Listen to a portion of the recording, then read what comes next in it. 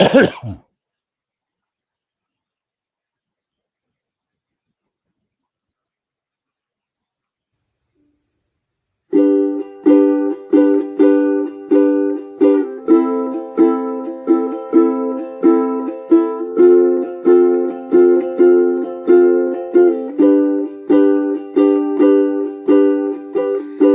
all have a story, we all have a tale.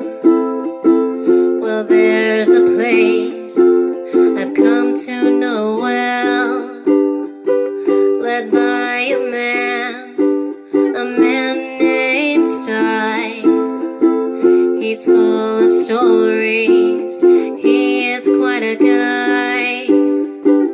Sit around the campfire and hear him tell his tale. Some may be able to relate to him quite well.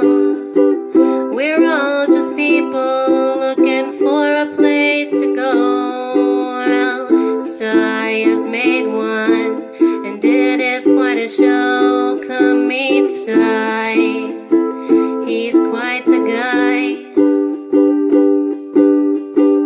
If you're feeling lonely, come and make a friend. If you need a story, on Sty you can depend. His voice is soothing like a lullaby. Sometimes he brings a tear to my eye. Sit around the campfire and hear him tell his tale. Some may be able to relate to him quite well. We're all just people looking for a place to go. Well, Sty has made one, and it is quite a show. Come meet Sty, he's quite the guy.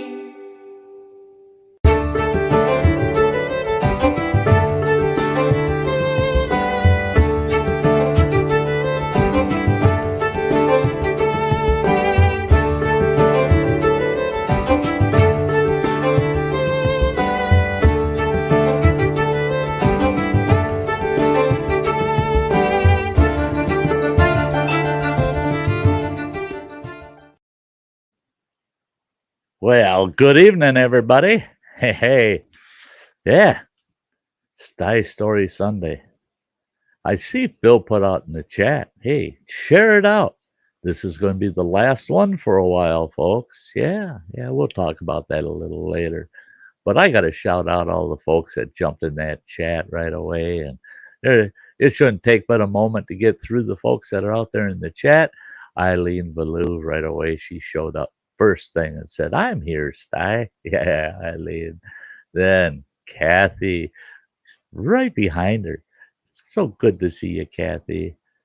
Then Rebecca Felter. Yep, awesome. Oh, look at there. There's Tuna Shogun, the professor. Good to see you. Good to see you. Good to see you. Then we had, oh yeah, there's Metal Music Maniac. The veggie eaters, meat eaters. When did ladybugs become carnivores? And there's James chasing the Reaper. Good to see ya. And then there, of course, is Everything Spicy. Get in here and get your fix. This will be the last Sty Story Sunday for a while. You'll all have to start listening to Jim Bob's Jim Dandy of a Tale from now on out. There you go. Take advantage of that slot while you got the chance, Phil, because I will be back.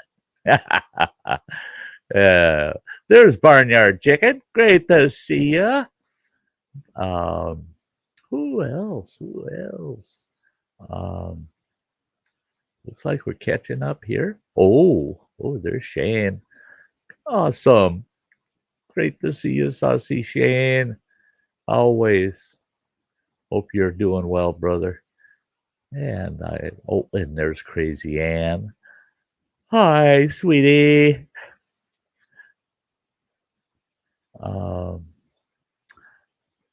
West Haven, always and forever. Good to see ya. There's Freeman James. Hey, brother. Hope you're doing well. And we're right down at the bottom of the list. There we go. Everybody, I think I touched base with everybody. I'm going to bring this fella out of the basement. I'm going to make him sit down there. He comes in right at the beginning of one of my lives. Yeah, I pull him up right away. There he is, hiding his face. He should. Be ashamed. Should be ashamed of himself, that guy. We're got to work on Jim Bob's presentation of stuff. Yeah.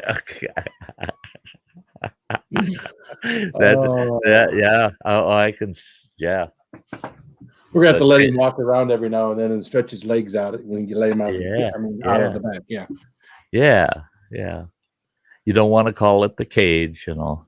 It's not like kids in cages. It's kind of like, kind of like grown-ups in county jail, kind of something like that. Yeah. Oh, jeez. Oh, yeah. So yeah, this week I've got 2 Sty times, Monday, Wednesday. Yeah, I got 2 Sty times left, and I got the Thursday around the campfire. And then Friday, that's going to be an odd one because I'm going to start that at 6 p.m. Central Time. And I'm just going to, probably run it as long as 3 hours because it'll be the last stream I get to do until the 12th of May. So I want to make sure everybody's got a chance to at least pop in and say, bye, Sty. We'll see you in 2 weeks, Go until it doesn't make sense anymore, right? Right, yeah. Hey, get her done, Granny. Good to see you, girl. I heard you're multitasking. She's doing other things. She's gonna be listening and taking a peek at the chat once in a while tonight, guys. Hey, Rebecca. Hey, Granny. Yep, it's nice to see that. Let's see. I don't want to kind of speak out of turn here, but we had a nice Easter dinner today. An Easter dinner today. Yeah. Wasn't it Easter today? Was it? No, remember 2-3 weeks ago when we had Easter? We didn't have Easter because we were concerned that my daughter came in contact with someone who had COVID, so we canceled it.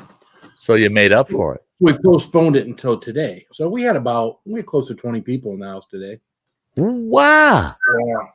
Wow. Super spreader day. Yeah. My daughter and her new guy friend, of course, he's got 3 kids, and now with my granddaughter and his 3 kids, it was 6 of them that came over to the house just from that group. But we had all 6 kids were here with their significant others and everything. So all 6 of our kids were here. So it was a good time. Well, that's nice. That great when we can get all of ours together, Well, yeah. And that's it. We found that out over the years that we had a few huge family Christmases in the last 30 years or so, but when I was growing up, every Christmas was huge, and our house wasn't huge, and it was always too damn many people. But it was always fun. But then we found out years later when we couldn't have these big, huge family Christmases and holidays anymore. Yeah, we just have like a family reunion during the summer. And we talk with everybody and find out what date can the majority of everybody actually be there. And we do that and have a big ass barbecue or a big meal. And how do you barbecue a big ass? Slowly. Okay. Slowly. Otherwise, they dry out. You take it off the rump? Do you take it off the rump or do you leave it on the rump? The ass is the rump. Oh, I know, but I mean... You're trying to confuse me.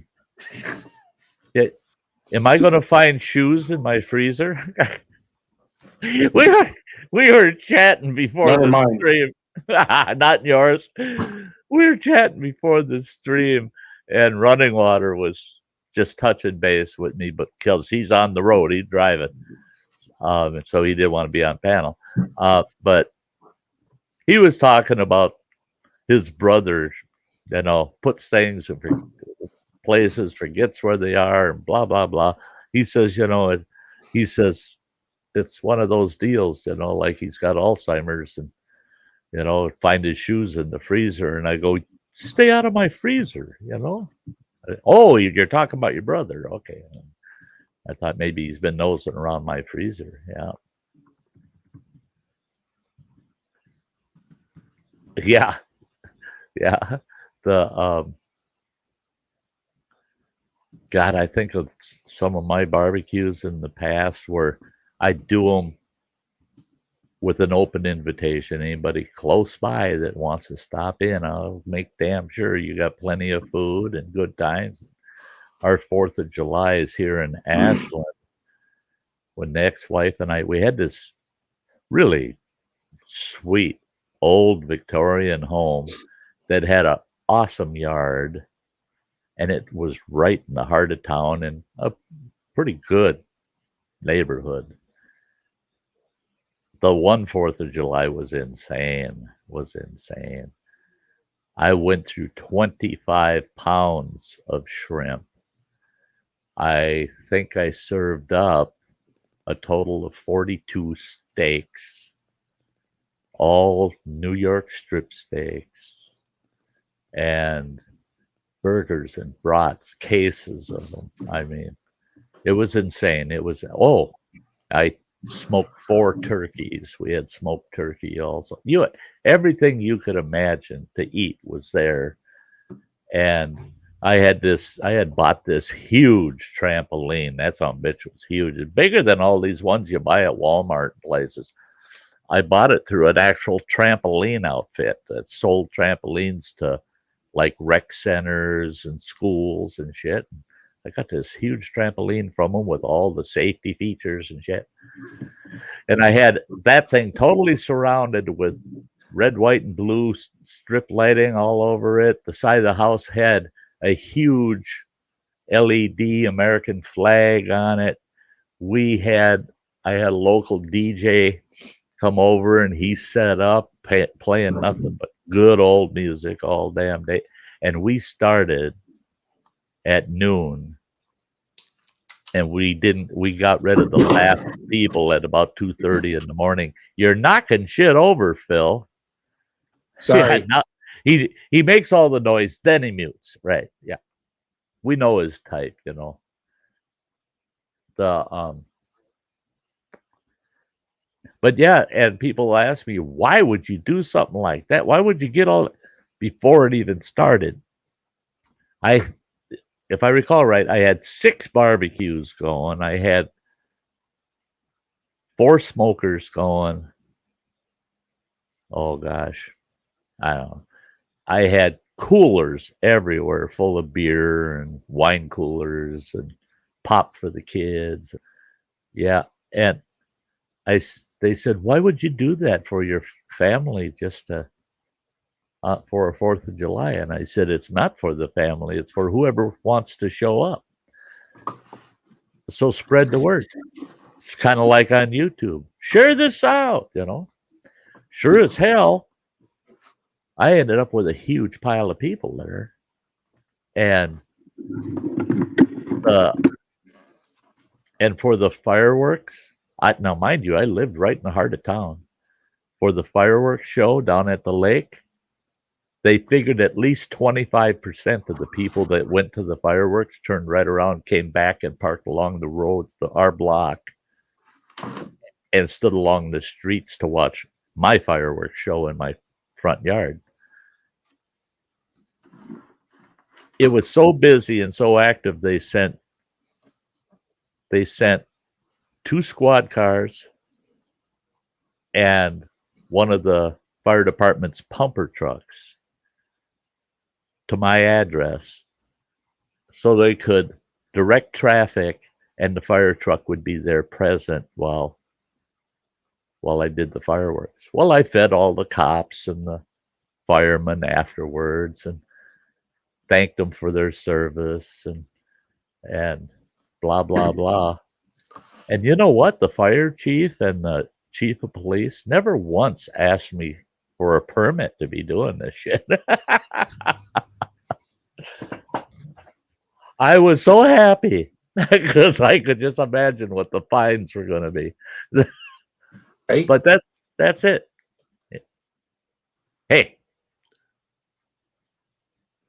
I was trying to readjust my camera, thinking again. I got these, glasses with the anti-glare, and it looks the same. It doesn't look much different. So I was trying to reposition the computer. And you know what? I am what I am, and who I am, and how I look, and there's nothing. Look at my sunglasses. Depending on how I look, you can see the screen, and but you just got big brown spots for your eye. No one actually ever sees your eyes. That's right. I got eyes. I'm a lot of people on camera have glasses and don't have the problem I've got of the glare because I'm staring at the computer screen and the camera. But if I don't look here and I'm doing something on the computer over here, then I'm looking anyways.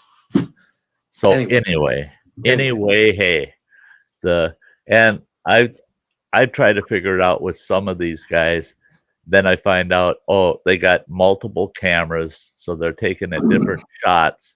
So if you're taking a little bit of an angle shot, it's not getting that reflection because the camera's not looking straight onto it. It's looking at more at an angle. And some of these people, they're pros and they're podcasters. So they don't even have a screen in front of them. They got one off to the side that's got the chat running, and they'll turn and look at it once in a while, but they're always looking at a fairly dark background that's in front of them because there's no screens in front of them. They're just talking to the damn microphone and to a blank wall. But they're used to doing that. People in radio, they can't see who the hell they're in. That's clear if I do this. Yeah, much less. But then my chat's not on the screen. Then I have to look at my phone because now I'm full screen. Yeah, right. Which isn't bad. I mean, I can see you and I better, which isn't necessarily good, but there's less glare on my glasses. It is what it is. I mean, it is what it is. What it is. I don't know why he came on here and started adjusting stuff, but anyways. Oh yeah, I tell you what, these communities that try to charge kids for having lemonade stands or what? Never heard that.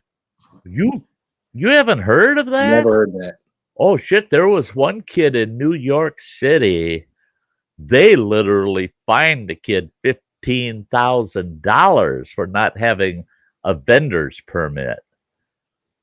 That's no shit. That was like 2 years ago, 3 years ago. Oh, no, it'd be a little more because it was just before Trump come into office. What's that? You got to sell it from your yard.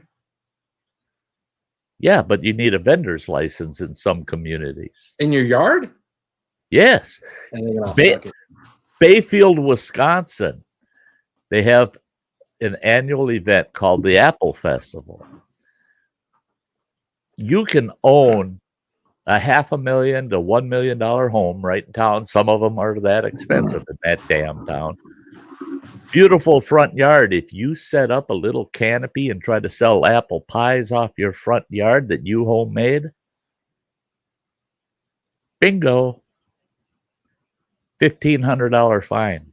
Wow. For each day you have that set up. Or you can buy the permit for $500 from the city to sell something during that event. It doesn't matter if you own the damn property or not. You're not allowed to. If you want to, now get this. If you have a store in that town, there's a store there called the New England store, I think it's called. But they just sell curios and, knick-knacky shit, tourist stuff. Right. Nothing to do with apples. But during the Apple Fest, that store has to pay a $500 per day permit cost to operate that store during the 3 days of Apple Fest. So it costs them $1,500 just to be able to open their store to the public for business. What about all the road apples? Road apples aren't allowed either because No? it's no shit. Their big parade, their parade is insane. It takes about 2.5 hours. That parade is so fucking big. Every horse in that goddamn parade's wearing a diaper. City ordinance. You can't have a horse in town if it's not wearing a diaper. You fucking I've never I am not horse with a bullshit. diaper. You ask Running Water. I tell you, you ask him. No horse shit on those streets, period. Your horse has to wear a diaper. And it was funny because the tribal chairman for the tribe I worked for, it was a gal and chairwoman. And I was really good friends with her. And she goes, Sty, I've been invited to be in the Apple Fest parade. And I said, really? Are you going to ride in a big Cadillac convertible or something? She goes, no, I'm going to be in a horse and buggy thing. I go, oh, really? Well, that's kind of cool. Horse and cart. And she goes, I told them that's what I wanted. I thought, representing the tribe and stuff, a horse would be cool, So yeah, we're going to have horse and cart. And she said, but they told me you can't have a horse and cart unless there's a diaper. And she goes, why in the fuck should I have to wear a diaper? That parade isn't that long. I told her, no, it's the horse that has to wear the diaper, not you. Look at this guy. Hey, it's been a while, brother. It is good to see you, you working fool. How you doing, man? That's it. Hey, he just said hello and Phil. That's right. He's learning your language pretty good. Yeah. How you doing? Good, man. How you doing? All right. Hey, Hammy Hunter. Living the dream. Living the dream. I've heard that. Yeah. Must be a Michigan thing. Mm-hmm. Dreaming. Must be a Michigan thing. Must be. Yeah. I remember the first week after my bypass surgery. Yeah. I wasn't living the dream. I was dreaming about living. Or to stop breathing. I feel so good to not breathe. I remember you tell the story so well. Come on, damn it, breathe. Breathe. When them two little those gals said, when I told them, just let me die, it feels so good. You can't die. We'll lose our jobs. I couldn't believe they put that guilt trip on me. We'll lose our jobs. We won't be able to feed our kids. You ass. Sucks to be you. Yeah. Yeah, fuck your job. It ain't my job. It ain't my job to worry about your job. Hey, I see that Hammy Hunter asked if it, do you have your background on dark mode? Oh, wait a minute. Yes, I always have mine on dark mode. Doesn't matter. See all the reflection? It's because StreamYard doesn't have dark mode. I wish they did because when I go full screen here, again, I look like I have color in my face. Right. When I go with the white, it makes the screen smaller and you got a whole computer screen going, then it washes out my face. Because literally 2/3 of your screen is just bright white on StreamYard. They need a dark mode. They do. Like they do on Facebook and Twitter and everything else. Anything Google, you can go with dark mode, and that's what I use. I don't have to wear shades when I'm just on the internet, but when I'm on StreamYard, I got to wear these shades with the studio light. Before you go to camp, that's your job now. You got to. Oh, it's the bitch at them some more. You got to email StreamYard every single. That shouldn't be a big thing. That should be an easy Easy peasy. 1, 2, 3. That should be a dark mode yeah, where the should whole background is dark. The You can do that, Sty. well, why should I? Because they're Right. used to hearing from you. Right now, the only bitching emails that get sent from me right now are to Starlink. You know, I paid my deposit. I got 3 months worth of service plus the equipment money sitting in an independent account ready to pay them. And they're going, well, you might not see your equipment till the end of June, or it could be the end of September. We don't know. Multi-billion-dollar company, and they can't get their head out of the sand to figure out there's customers sitting here ready to pay you, you assholes. Hammy Hunter Oh. says there's a way to run dark mode in StreamYard. I will send you the link on how if you tell me your email. Well, put your email out there. And if you figure it out, Phil, message me. Okay. Because I would love to go dark stream. All I got to say is fuck you, Gaffer. Yeah, there you go. Hey, Phil, look at that. Look at Tuesday. 86 Oh, you freaking degrees. assholes. That Nice. is so freaking 54 wrong. Monday, 54 Monday, 86 Tuesday. Yeah. Ain't that crazy? Oh, man. And here, all we're going to do is be wet and freezing our asses off. And by time Friday, by the time I get a day off and I could get some stuff done outside in warm weather, it's 57 degrees. And thunderstorms? No. Here's your 57 and Friday. partly cloudy. Your Friday is gonna be 61. Yeah. My Saturday is going to be 61. And all week, all freaking week, right out to Saturday, the lows are in the 30s. And the highest temps are Thursday, Friday, and Saturday, and it goes 53, 58, 61. And I head out to camp on Saturday. It's going to be cold and a 30% chance of rain. Sons of bitches. I should have picked Friday. 0% chance of rain. But, oh well. Hey, Reef. Oh well. The weather hates me. It's going to be colder than shit out at camp. Yeah. You know what I say, Sty? Hey, JDS. What's that?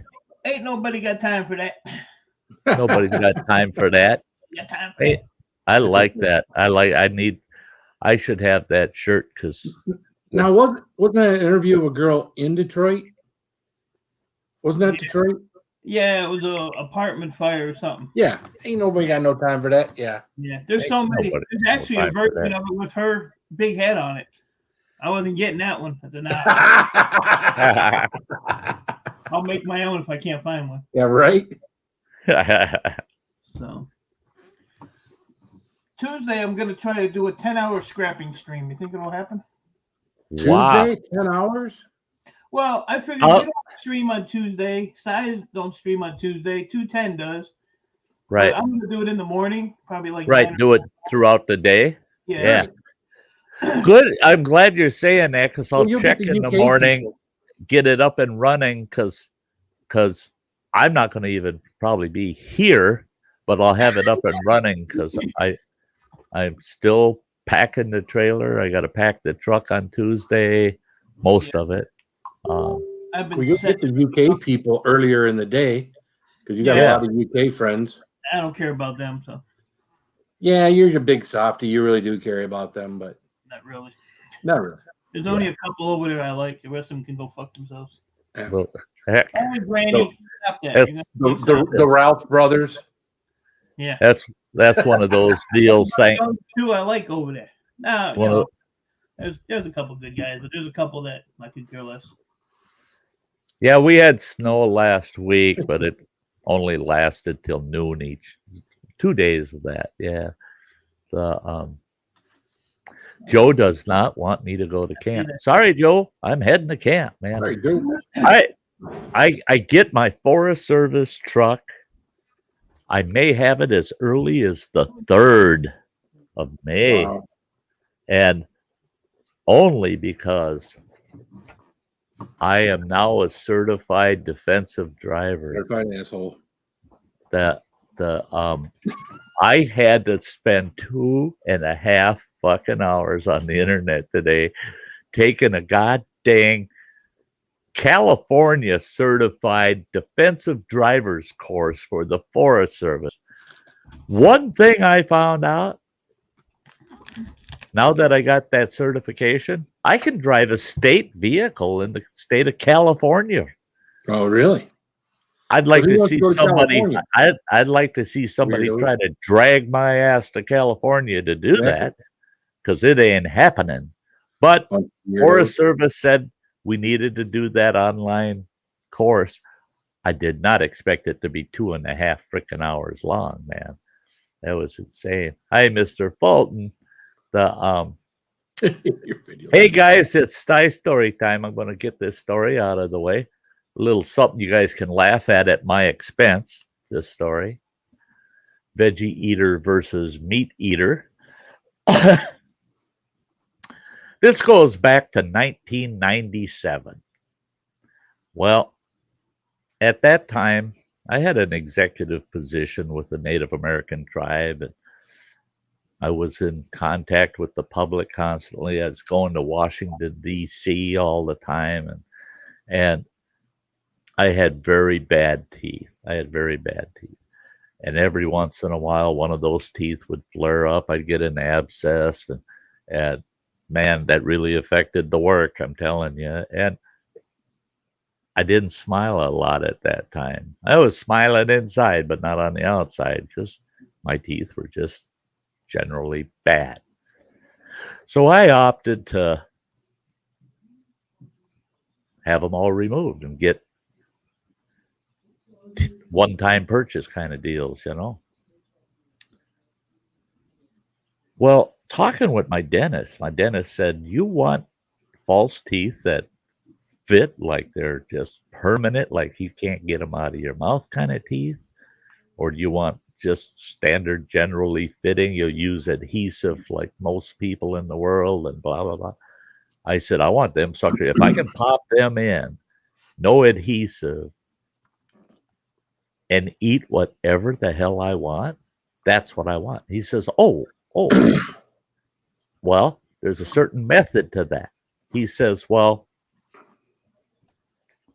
the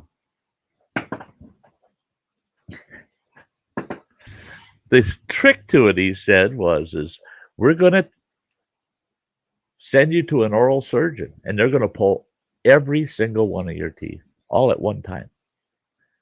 Then you're going to have to wait a minimum of 8 weeks. Then you're coming back here, and then we're going to take a mold of your mouth, and we're going to make your dentures fit so perfect you won't believe it.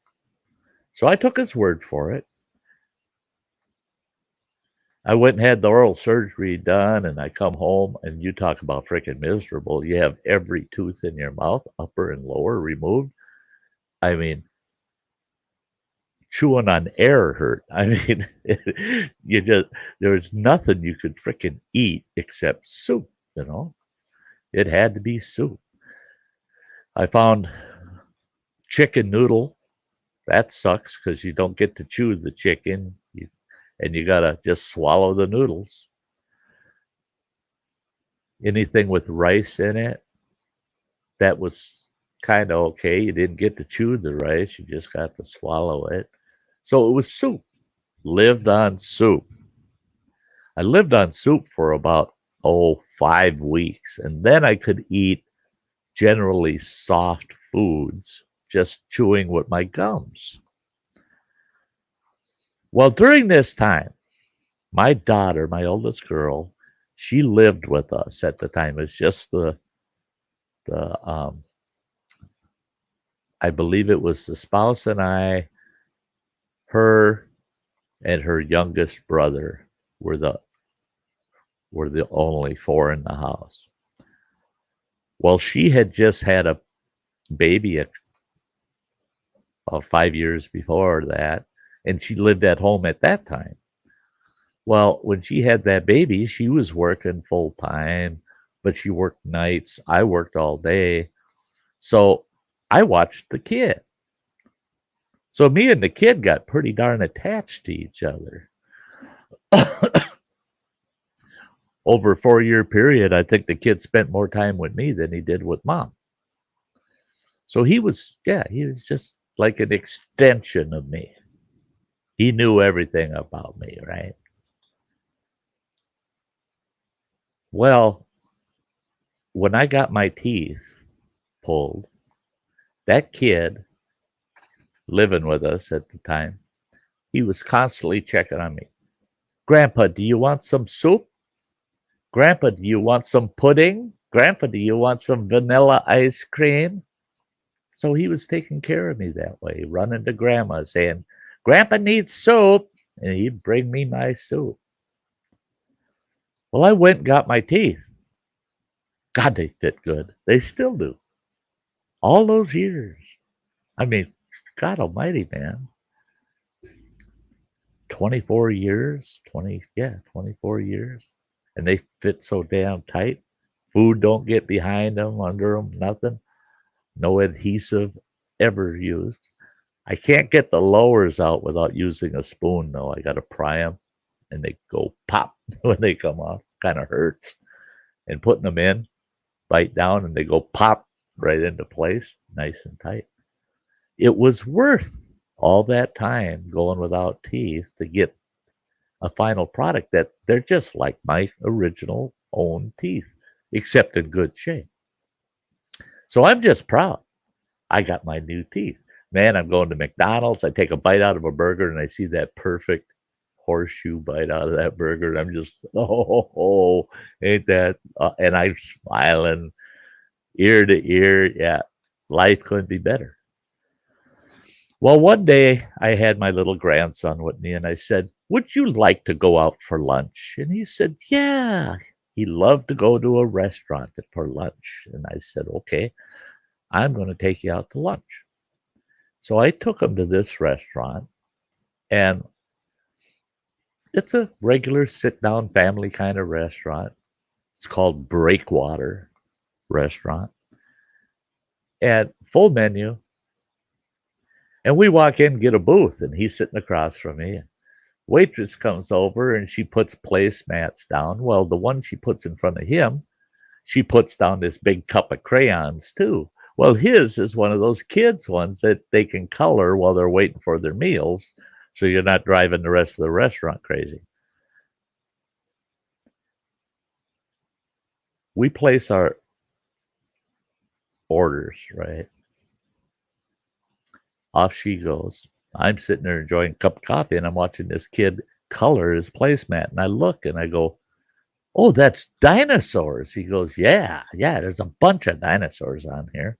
And I'm looking, and there's like 7 or 8 different dinosaurs for him to color, right? And I go, hey, that one there. I pointed at one. I go, what is that? Is that a veggie eater or a meat eater?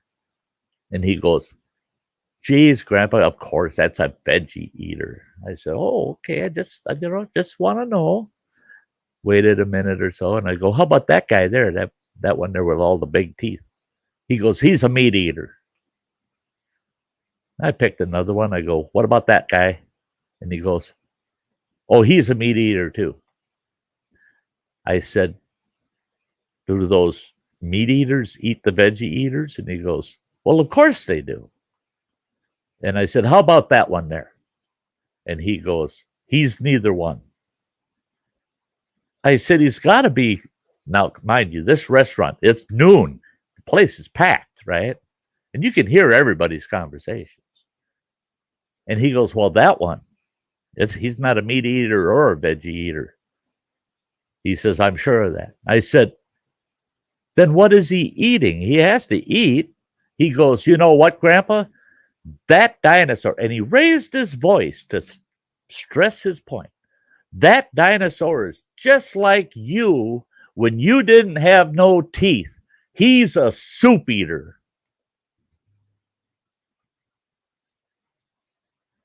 Have you ever wanted to belt a 5-year-old right in the mouth as hard as you could?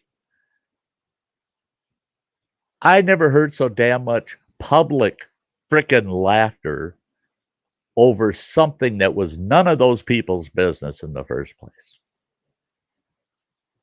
And I'm hearing people go, that guy's a soup eater. His kid there called him out. He's a soup eater. And I go, I am no longer a soup eater. And he goes, that's why you ordered steak and eggs. Because he says, you're not this guy, the soup eater, anymore. Damn kids. As embarrassing as that short moment really was, because I mean, everybody's staring at me. They're not staring at him. They're staring at me. Thinking, boy, that old boy, yeah, he might not want to go out in the public with that kid too often. That kid's going to let out the family secrets. You watch. We had a very nice lunch from that point forward. The minute I got out of that place, got my truck with the kid, I burst out laughing. I had to burst out laughing because I put myself in the shoes of the folks that were in that restaurant, listening to our conversation, which was none of their business, and then finding out, yeah, old grandpa, he's just like that dinosaur. He's nothing but a soup eater. So there you go, guys. That was fairly short story for the night, but that's it. That's your story for the night. What kind of eater would this be?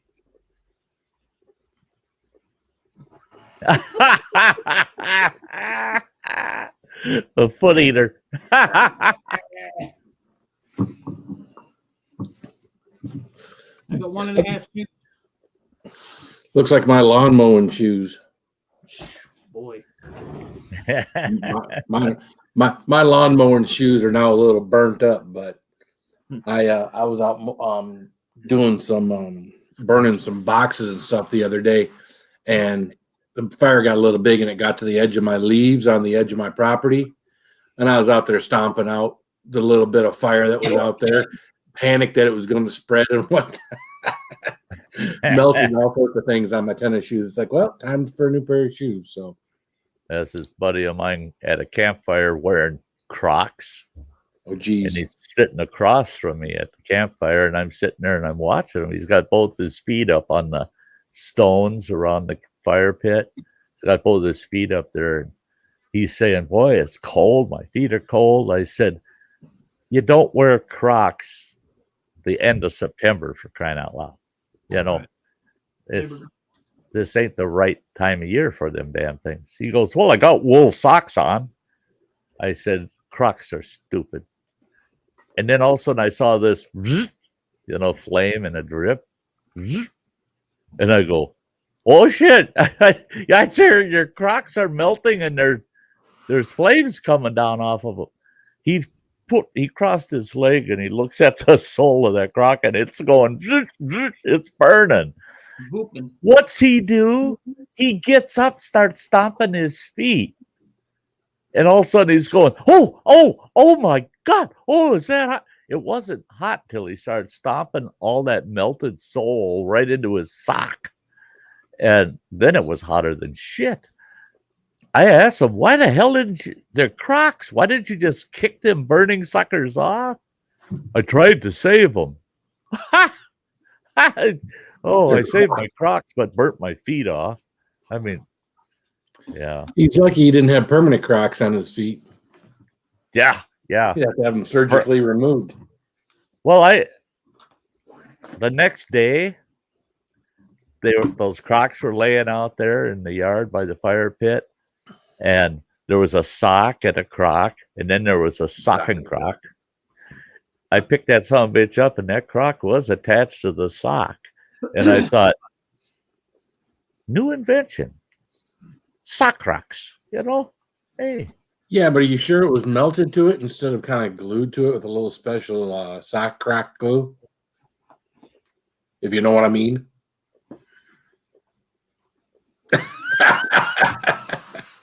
I'm not answering you. Okay. Shame. Yeah, hey, you know what? Socks are multi-purpose. Sometimes in the campground, you just gotta, Yeah, $60 at Bass Pro, I'd save them too. I would never pay $60 for a freaking Croc. I wouldn't be caught dead in a pair of Crocs. Just saying. I would. But I got a pair of Crocs for out at camp, and the only time I wear them is to get from the trailer to the screen house and back to the trailer when I'm barefoot around camp, because you don't never know what you're going to step on in them campsites, I got sandals and flip-flops. And I've got sandals. Flip-flops. I hate flip-flops. I can't stand anything between. shoes. I can't stand that shit between my toes. Well, I can't either. That's why I only wear shower shoes for like public places. Uh-huh. I can't. My wife, she's got all these pretty little sandals that she wears that shit up between her big toe and her. Fuck, that hurts. I don't like it. I don't. No. I'll wear my sandals. It's got the little thing that comes up on the heels to keep them on my feet. I'm good to go. Yep. See, that's what I got. I got a pair of sandals that are open-toed. I've got a pair of sandals that are closed-toed. And the closed-toed ones are for when I'm going out on the kayak. I got to walk out into water. I don't know what the fuck's in there. There might be a goddamn snapping turtle going to take 3 toes on Glass. Or the glass, yeah. Oh, when I go to the beach, I'll walk out there and I'm real careful, stepping softly, and I'll set a lawn chair right in the frickin' water and sit in it. Water's up to my waist, sit there and drink beer and just look out over the lake. Or I've got a floaty and I put it in right at the edge of the sand, get on that floaty, and I paddle my ass off. I am not walking around in that fucking water. Everybody running around in that water. Twice I've damn near taken my heel completely off, stepping on a busted beer bottle or fucking feet cut up from them goddamn pull tabs off the old beer cans, and pop cans back in the day. But so I just all of a sudden developed this phobia about shit in the sand, man. It's going to cut you. It's going to cut you. Yeah, if you see Sty in waist deep water and he's got his chair in the water and you can't see him from the waist down because it's in the water, don't be in the warm water around Sty if he's drinking his beer, because that means if you see a guy drink a case of beer in the water and he never gets up to pee, you know why. Just saying. If all he ever does is get up to get in the water, yeah. Yeah.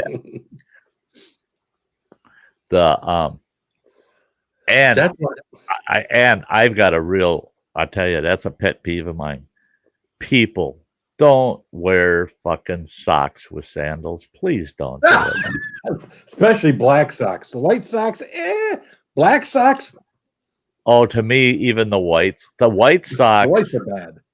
The black at least is hiding any dirt or shit. And if you're wearing like dark brown sandals, they kind of blend in with the black sock. But the white socks and dark colored sandals, man, I want to go over and saw their feet off at the ankles, man. What's wrong with black socks? I wear black socks every day with my black dress shoes.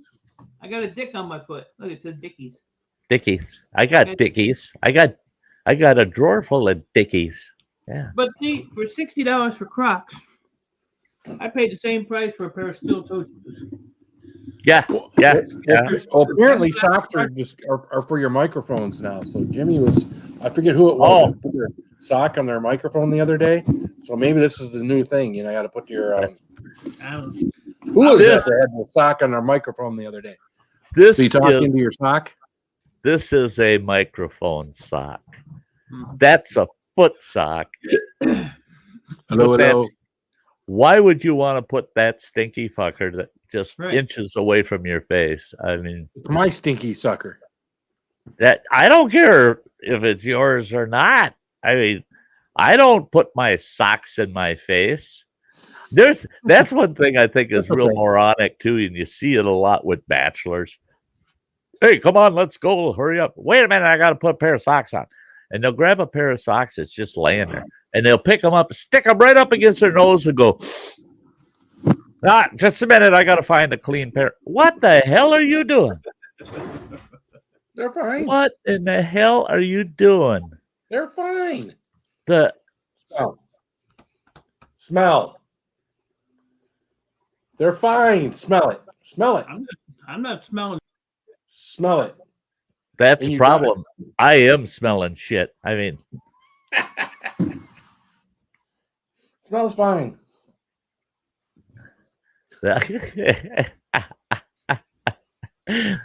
Oh. Yeah, I had fun talking with my supervisor, Forest Service supervisor. Had him laughing pretty hard. And he told me, he says, I told him, I said, yeah, I'm starting a series. Oh, shit, he's stuck in the basement. Look at him. He came back prepared. That's because I farted, so. Oh, yeah, that too. Oh, I was wondering what that brown streak was down his shirt there. But yeah, he was laughing his ass off. I said I'm starting a series. It's going to be a playlist of being a campground host, and it'll be about East Twin and Beaver Lake campgrounds and things I do with Travis down at Black Lake campground and stuff. And he goes, "Oh, that's neat. That's neat."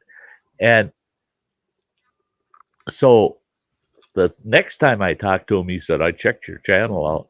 I said, "You did? Good. You watched those East Twin and Beaver Lake videos?" He goes, "Never got to them." I said, "Well, then what the hell were you watching?" He goes, "Some of your live streams." Oh. I go, "Oh, I didn't tell you to do that." He goes, "Your Sty Story Sunday ones?" I go, "Yeah." He goes, "God, you did a lot of those stories, didn't you?" I said, "Yeah." He says, "That's going to come in handy out at camp. I bet you'll end up with campers coming over around your campfire and shit." And I said, "I don't care. But when I'm going to bed, fuck them. They got to go home, you know?"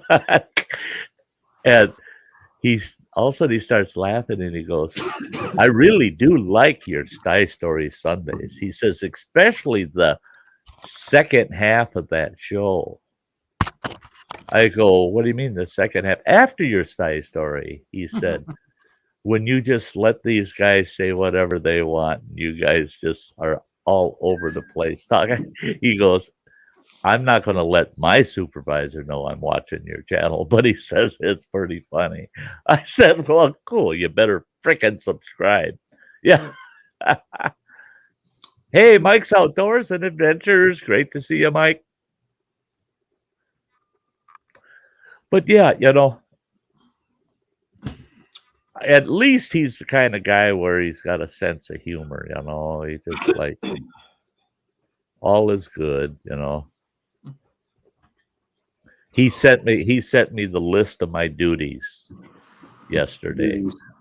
And I read through that and I'm like, now wait a minute. I like the list,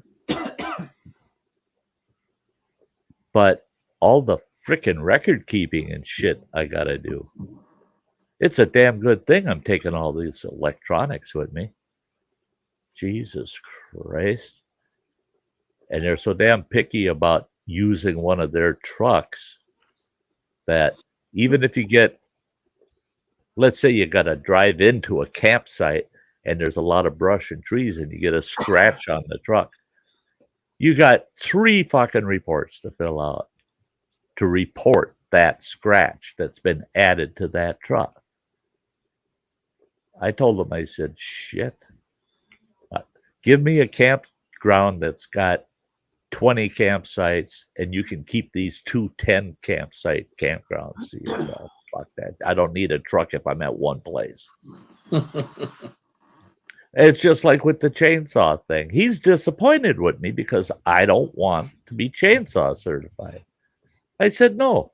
If it's big enough it needs a chainsaw, I'm calling you. You send your crew over here to cut it up. Because I'm not doing it for the Forest Service. And he goes, come on, all you gotta do is get the certification. I said, you pissed me off for the first time when you said I have to be CPR certified to run a chainsaw for the Forest Service. So I told him, I said, it's so moronic that I can't allow myself to take part in it. It's just too stupid. It's just too stupid. I mean, they just want to use I need to know CPR if I'm running a chainsaw. Well, if I'm running around camp with that chainsaw, it might be smart to know CPR because somebody's going to have a fucking heart attack if they see me running towards their tent with a running chainsaw. But otherwise, why would I need to know CPR if I'm the one using the chainsaw and have a heart attack?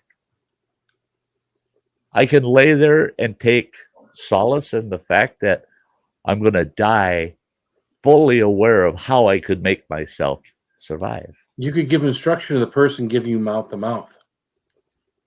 Oh, no. I tell you what, no mouth to mouth unless I pick the person giving it. That's it. No shit. There's Mike will be there. Mike will help you out. There you go, Mike. You can't fix stupid. CPR, I love it. Thank you, Mike. He's that gonna is die. So awesome. Yep. That's it. That's it. And he asked me, what are you gonna do? You know, you get some old blue hair dying of a heart attack out there. I said, I don't do CPR, so I'm gonna bend down and whisper in their ear, you're gonna die. Is there a doctor in the forest? Yeah, is there a doctor in the forest? Doctor in the forest?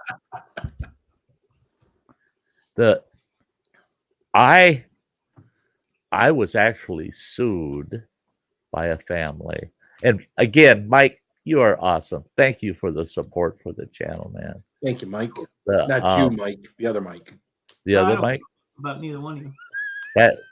I'm just this Mike has supported the channel a few times. So the thing is, I got sued during my career. Okay, I've got a huge office. I administer this huge office of employees, 21 employees. And we have the public coming to a service window for our office all the time. All of a sudden, I have a staff person come running into my office. Sty, there's a lady out here laying on the floor, and she said she's having a heart attack. I said, oh, shit, call 911. And I ran out front. And sure enough, there's this old blue hair laying on the floor. She's holding her chest. And I thought, oh, shit. Right away, I yelled out, anybody in here CPR certified? Just in case she goes into arrest. Nope, nobody. So I kneeled down next to her and I said, do you have a history of heart problems? And she nodded her head yes at me. I said, do you have nitroglycerin with you? Because I've got heart issues, you know. I carry nitro with me. I haven't needed it in years, and she nodded she shook her head no, that she didn't have any nitro. I said, your doctor's prescribed nitro? And she shook her head yes. And I go, you should never leave home without it. And I said, I told this gal from my office, stay with her, I'll be right back. I ran in my office, got my nitro off the desk, ran back out. I cracked the cap on it just so it could be easily opened. And I took her hands, put it in her hands, and I said, now open that, and you know what you're supposed to do with that nitro. She nodded her head yes, and she got one in her hand, got it under her tongue, and within about 3 minutes, she's feeling better, but it was still some chest pains. And we're just hearing the sirens, and she took a second one under her tongue, which is good. It was about 5 minutes total between them. They come in and they ask what happened and blah, blah, blah. And they found out that I had provided her with a bottle of nitro. And so that went in their report, that someone provided her with a bottle of nitro. And they even put in their report that she self-administered it. Her fucking family sued me. Fucking sued me. They said that I prolonged her suffering and that I was not qualified to prescribe or administer that kind of medication to her. I could have killed her. No, I couldn't have, because she did it to herself. I just handed her the bottle and asked her, do you know what to do with that? And she said yes, and then she took it from there. Thank God the tribe's attorney, because I was I was there working at the time. The tribe's attorney represented me, and she was sharp. Yeah, we won that civil suit. There was a jury hearing, a jury trial. The jurors all sit. It was funny because one of the jurors told my attorney out front of the courthouse after it was all done and over, there was no way they were going to convince this jury that he was trying to kill her. He probably saved her is what he did. And I thought, well, I guess there is justice. It kind of, again, you probably saved her, not hurt her. Right. And well, they probably wanted her to die. She was probably old. They probably wanted her to die. They wanted her stuff. You prolonged her life, which prolonged how long it would take until they got their inheritance. So they definitely wanted to see you suffer like they did. Well, that's it. I can't go buy my next new car because she's still alive, and it's your fault. That's right. You fucker. Why didn't you just let her die in pieces? Right. We sent her out to that campground to die. Right. Yeah. We were hoping a grizzly bear would get her, but we sent her out there without her nitro so she could have a heart attack and die in peace. But no. Right. We rubbed bacon all over her and her luggage and everything, and no. Thank God. Actually, it didn't happen camping, did it? I'm sorry. Yeah. No, it didn't happen camping. It could. Yeah, Eileen. Yeah. Give yourself mouth to mouth. Yeah, right. Well, how's that work? Oh. I went to, I used to be CPR certified. I don't even know how many years now they require you to re-up, to go back through the training. But I let it go, 15 years ago. So it's definitely up. So much to the point I took the card out of my wallet and destroyed it because I don't want anybody to think I'm CPR certified. No. Like I said, I whisper, you're gonna die. Yeah, because you probably will if there's nobody around that knows their shit. Because I'm not touching you. People can end up doing time if something goes bad, Hey, JCT, good to see you. Isn't that crazy? It's funny. When I was, I won't say how old I was. I was probably 24 years old. I was a manager at Pizza Hut. Mm-hmm. And out in Pontiac. And back then, you got everybody, they got their pizzas. You always gave these people these little red and white striped mints, right? Right. Little candy type mints. Oh, yeah. That were, and one of the people, their customers, comes up to me, and her 5, 6, 7-year-old kid is choking on this mint. And first thing I try to do the sweep in the mouth, and there, because again, I was trained in the military for all sorts of different stuff, but yeah, and there was nothing, it wasn't in his mouth, it was down in his throat. I got behind the kid, a couple of thrusts underneath the sternum and whatnot, and out it came. But in today's world, now that was, we're talking 1990. Yeah, you're taking a big risk nowadays. In today's world, you're probably better off just to stand by and watch a kid die, so that it doesn't affect you personally. Right, because it could be detrimental to you. As long as you don't shoot them, you'll be all right. Yep. Well, I'll tell you what. My ex-wife and I and this other couple went out for dinner, right? We went out for dinner, really nice high-end restaurant. And this other couple, me and this guy, we've been buddies all through grade school on up. And he hooked himself up with a real dish. I mean, she was sweet, boy. She was a sweet gal. Yeah, everybody wanted to get to know her. Well, right in the middle of dinner, she starts acting like she's choking, and she's turning blue, for Christ's sakes. And my buddy's going, "Oh my God, she's choking. What do we do? I don't know what to do." And I said, "I can take care of it if you don't know how to do anything for her." And he goes, "Please, she's going to die. She's choking."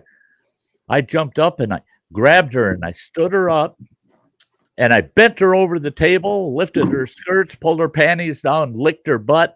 And she goes, "Boom!" And a big chunk of steak come flying out. And she goes, "Oh my God, I can breathe."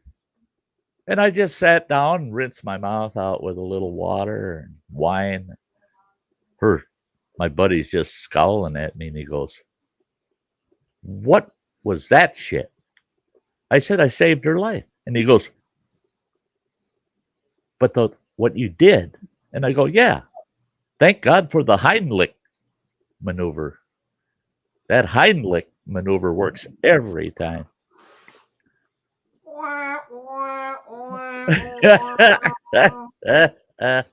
Oh, Heimlich. Oh, that ain't how you do it, eh? Apparently not. Well, it worked. Whatever works. I'm going to remember that shit. That's it. I mean, if it saves their life, they're forgiving. Those gals are always forgiving. They're always like, "Oh, Sty, you're my hero. You saved my life." And oh, yeah. The funny part is if that were to happen. Well, the thing is you got to be careful, because if it worked too well, then she's fucking choking every time she's coming over to visit. All the time, that fucking woman's choking. Yeah. Yeah, the sad part is if that were to happen again, I'd probably do the same thing. I mean, obviously, I'm not in the restaurant industry, but if someone at my work were choking and whatnot and they needed and no one else, I'd do it. Well, see, and that's it. I always pay attention to things where I work. I always pay attention to what would you do if that disgruntled customer, if that disgruntled employee, if some whack job walked through the front door, one of the side doors of where you work, what are you going to do? Are you going to cower behind your desk? Because I'm fucking trapped. Where I sit, there's a wall behind me, there's a desk. What are you going to do? What are you going to do if some nut job comes into where you work? Now, I would just say hi to Sty. If Sty came in, I'd be like, "Hey, Sty, how you doing?" Don't worry about him. He's just fine. He looks nutty. But yeah. And why is he carrying that shotgun? Yeah. Well, if you were carrying a shotgun, Sty, we'd have to have a discussion. So, but what are you going to do? What are you going to do? What are the people going to do? Yeah, I would. I may die in the process of doing something. But the last thing I'm going to do is die in the process of not doing anything. Yeah, right. And that's about every 2 years now, I go back. This organization that I'm a member with, they do all the trainings for conceal and carries in Minnesota, Wisconsin, Michigan. because they're reciprocal type states. Especially Michiganders, Michigan and Wisconsin are reciprocal on their gun rights. So,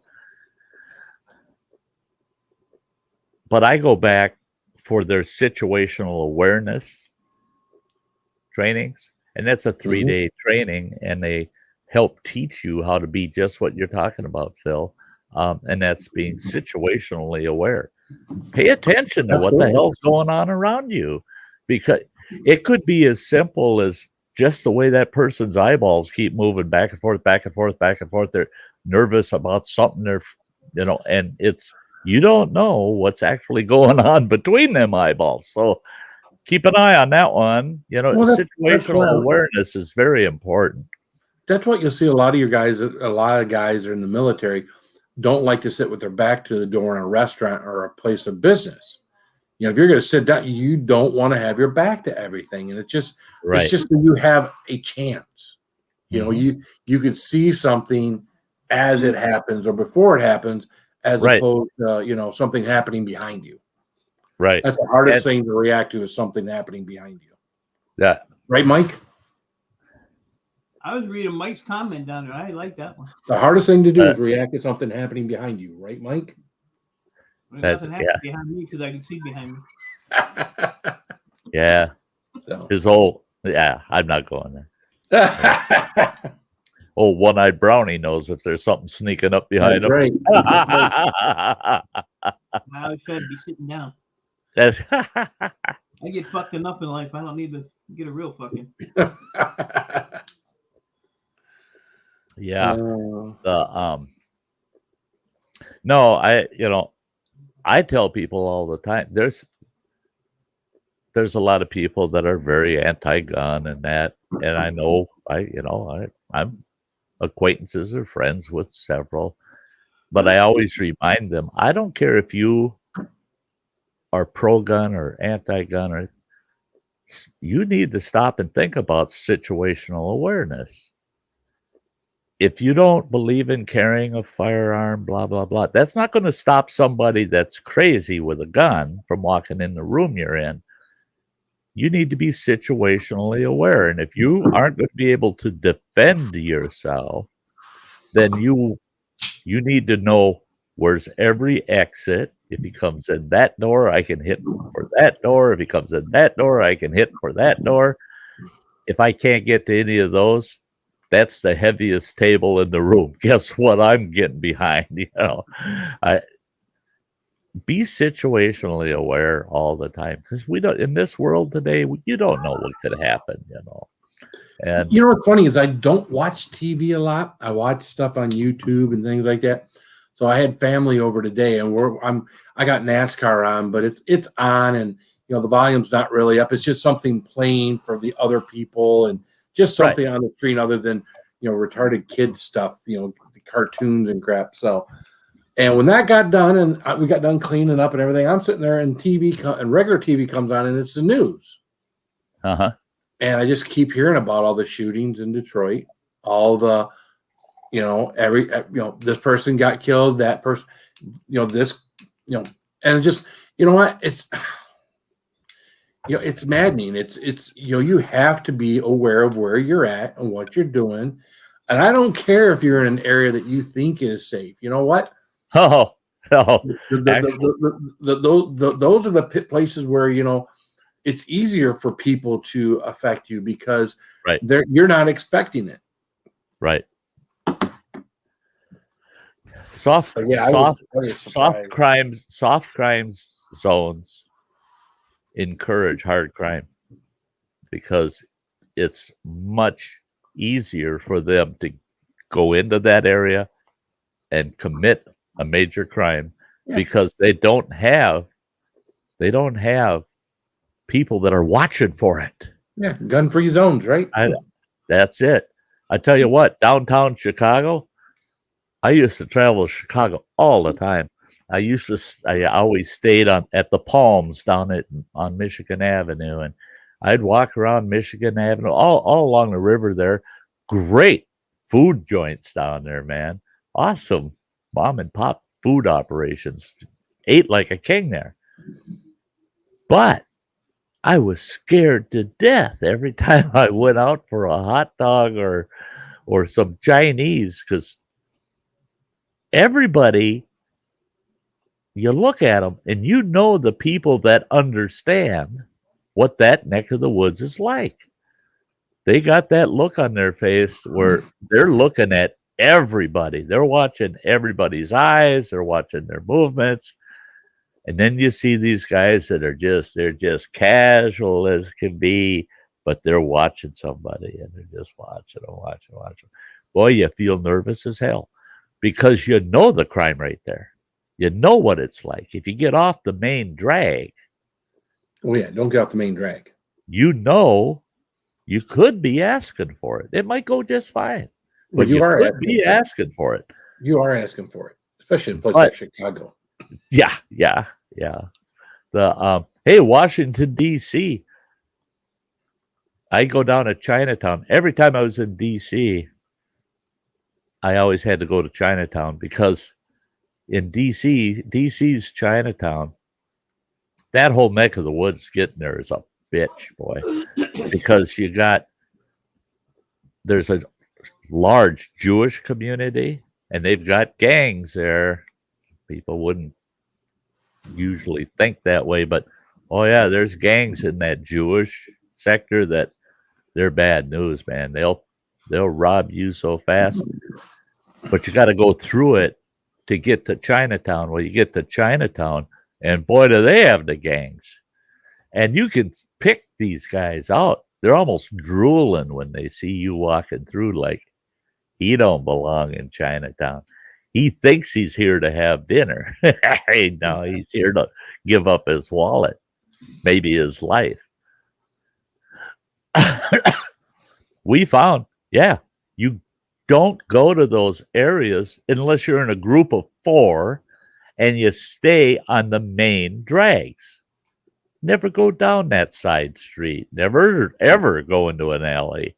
You know, you just had to be situationally aware constantly. And I'll tell you what, Chinatown in D.C., there's a Cantonese barbecue right in the heart of Chinatown. If you want to eat Asian food to frickin' die for, go to that Cantonese barbecue, man. And Phil would love it. They have a whole separate rack of just their spicy oils. And this Asian fella that's working the big barbecue, those big barbecues look like an upside down wok, but they're 8 feet across. The thing's huge. And they throw all your food on there and they grill it and then they put it back into the big bowl that you're using. But you put what you want in there and then they grill it. But you get to the end of that line, it's like a buffet thing where it's got all the meats and veggies and everything. You get to the end and it's all these oils. And that's the seasoning that you want with your barbecue. And I'm looking and I'm going, shit, there's about 35 of them fucking things. Which one would taste good, right. You know? This guy, I went to the first rack and I'm looking at it and it's saying such and such a chili and such and such a chili and such and such a chili. And I'm reaching for one and he goes, he reaches over and he goes, no. You don't want that. What? You don't want anything there. You want anything over here. Nothing there. And I go, why? And he goes, very, very, very hot, he said. Very hot. Well, one of the guys I was with, he wouldn't listen to the guy. So he took this one kind of chili oil and put it on his food. I asked the barbecuer, I said, which one of these oils would be good? And he goes, try that one. And I can't remember what it was, but I put a spoonful of it on my food and went to hand him the bowl. And he goes, no, 2 more like that. Lots of oil. Fry up real nice. So he was trying to help us. Oh, no, my buddy, he thought he had the right idea. He puts 2 of those ladles of this hot chili oil on. he took one freaking bite and just made it to the can in time to boot it. Wow. And he was burning. Oh, good. They asked him if he wanted a to-go container, and he goes, only if it's made out of stainless steel, because it'll burn through cardboard, that shit. And he says, no way, I'm not taking that back with me. You would have loved that shit, man. And the flavors off that barbecue are to die for. It's just awesome. I will tell you, we were getting our Thai food before. Now, this is before everything I'm doing now. We were getting our Thai food. I tell you the story about the triple extra hot where me and my buddy are sitting there. Right. We were getting it to the point where there was a time or two, the bottom of the styrofoam container, when we get to the end, the oils or whatever, the heat had eaten through the bottom of the styrofoam container. And we're seeping. Yeah. Seeping through. That's what the waitress at that Cantonese restaurant said. She said, special container for that. You know, if he wanted to take it. Everybody else, she brought one of those, you know, folding top styrofoam Right. to go deals, you know, but not for that shit. That had to go into a waxed cardboard container. Gotcha. And I wondered about that. There's something in them damn oils or the peppers or something that's eating the styrofoam up, you know. That one place, man, they used to make really good. I mean, I'm sure they still do, but yeah, we got a place out by me at my work, and they make very tasty Thai food. It's not about quantity. They do make it spicy, but it's not overly spicy. But it's really good. But they're expensive. There's a place closer. I mean, practically across the street from my work, and they give you lots of quantity, but it's more noodles than anything else. And it's just, I don't know. It seems like they just, you know, buy some egg noodles off the shelf. They throw them in there. It seems like there's a lot less care and whatnot put into what they do. And the other place seems like they put, you know, it's almost like they're homemade noodles. I don't know if they are homemade noodles or not, but it's almost like they're homemade noodles. There's a lot of beef in it, but it's $5 more expensive than the other place. See, we've got a place here in town called New China Restaurant, and they've had 4 different Chinese buffets in this town, and the buffets last about a year or so, and then they shut down. And then we had another Chinese place in the town north of us about, 15 miles from here. That place lasted about a year and got shut down, and that's no shit. There's court records on it. They shut them down because they were serving cat. They got them on video. And it was weird how it happened. Because they were being investigated for illegal immigration. And what they were doing is they were sneaking people over the Canadian border. They would travel to Canada. Damn Canadians. As a tourist, but they're from Asia. And then they'd get them across the border somehow into the U.S., and they'd put them to work. They had a construction company and some cleaning company, and they had all these young Asians working for them.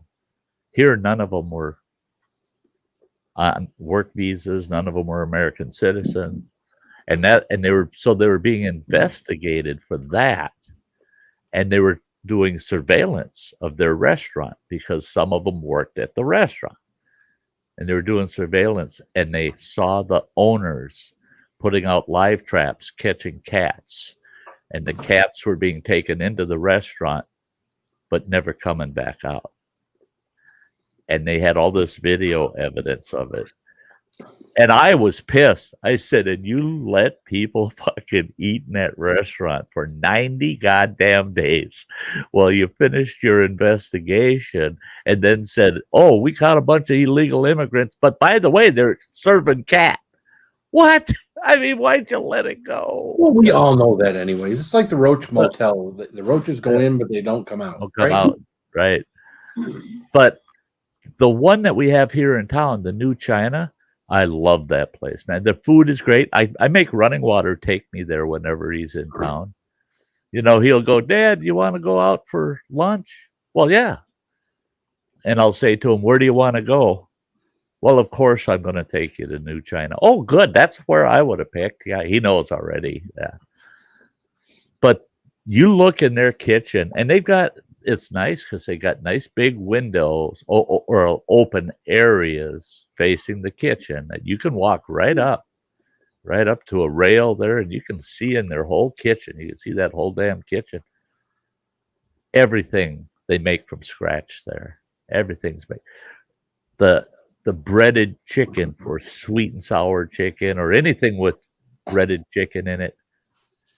They're back there with fresh chicken breasts, cubing it, deep frying it with the breaded coat.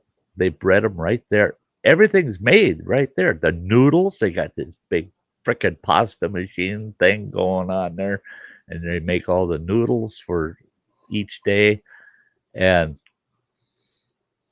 their prices are awesome. I go in there. If I go in there just for lunch, you get a platter that's got to be close to 14 inches across length and probably about 10 inches deep, just heaped. I could get their chow mein, fried rice, an egg foo young. It's $9.95. And I can't finish it. And I can eat a lot. And I can't finish. I always end up taking a couple. I'll take some fried rice home with me, and some chow mein usually. Egg foo young, I eat the whole damn thing all the time. But their prices, I don't think there's anything. You know what's funny is the most expensive thing on their frickin' menu isn't even Asian food. It's not Chinese. It's not Asian. It's their T-bone steak. And their T-bone steak is $26.95, but their lobster, whatever it is, and there's chunks. I had it. I can't remember what it all was, but the chunks of lobster are in there are huge. They got to be putting a half a pound of lobster in that thing, and it's $25. Hey, Chrysler Imperial. What a way to come into the house. I mean, thank you. Thank you so much. And he's got the Jack Daniels avatar. Yeah. Yeah. That is. Yeah. Well, yeah. Tennessee honey. See, there it is. There's that Jack. I don't eat Chinese in my town anymore where I live. I do where I work. I don't where I live, because one time I saw them preparing their chicken to do what they do to it. And they had this great big flat pan with all this chicken out on, and it just did not look appealing. It looked like it was all dark meat. I don't know, Again, it did not look refrigerated. It did not look sanitary. It did not look. And when I saw that, I apologize. I went home and ate what I had, but I have not been back to that place since. Right.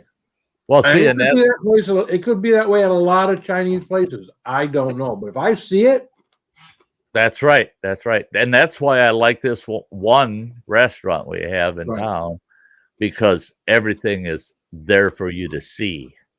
You know, you can tell. Well, the owners, he's a pretty responsible character, and he said, no, you should see what you're eating. You should see it before it's fixed. You should see if people are clean. You should see if they're wearing gloves. You should, and that went a long ways. I mean, the guy's packed all the time. His restaurant is always packed, and it's because he's been here for about 24 years now, and they've got a hell of a reputation. I mean, their reputation is amazing. That's why none of these other Chinese outfits that come into town and try to set up housekeeping, they never make it more than a year, because nobody's going to quit eating there because they know what they're getting, Well, the standing joke is that Chinese food is cat, right? Mm-hmm. So if you can have a restaurant where you're transparent and people can see that they're getting chicken that they might buy from the store, Right. then then you're going to get a better client. You're going to get more customers, more repeat business, and your business will flourish. I was in this Chinese restaurant one day with a buddy of mine. We're just having lunch, and here comes 3 individuals that I knew. They come in, they get a table right across from our booth. They saw me. I said, "Hi guys, how's it going? How's work?" They're going, "Busy as always, busy as always." I said, "I am so glad to see you here."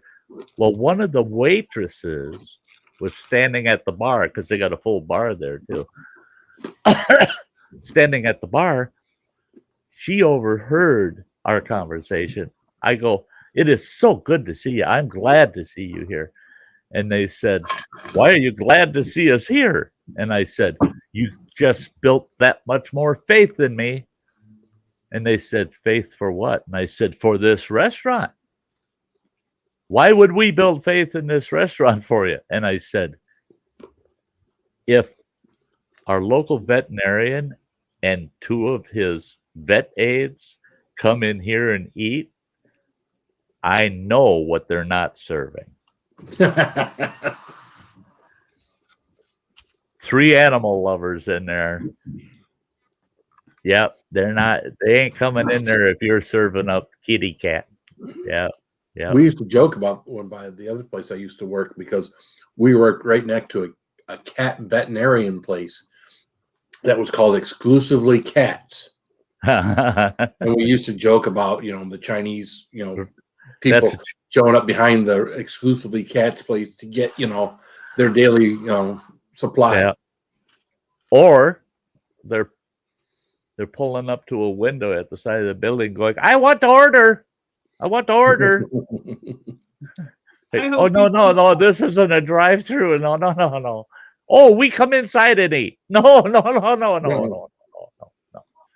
That, "Hey guys, this only takes a minute and a half, so don't go anywhere. I gotta show off my members, man." I'm out of here. You bum, you.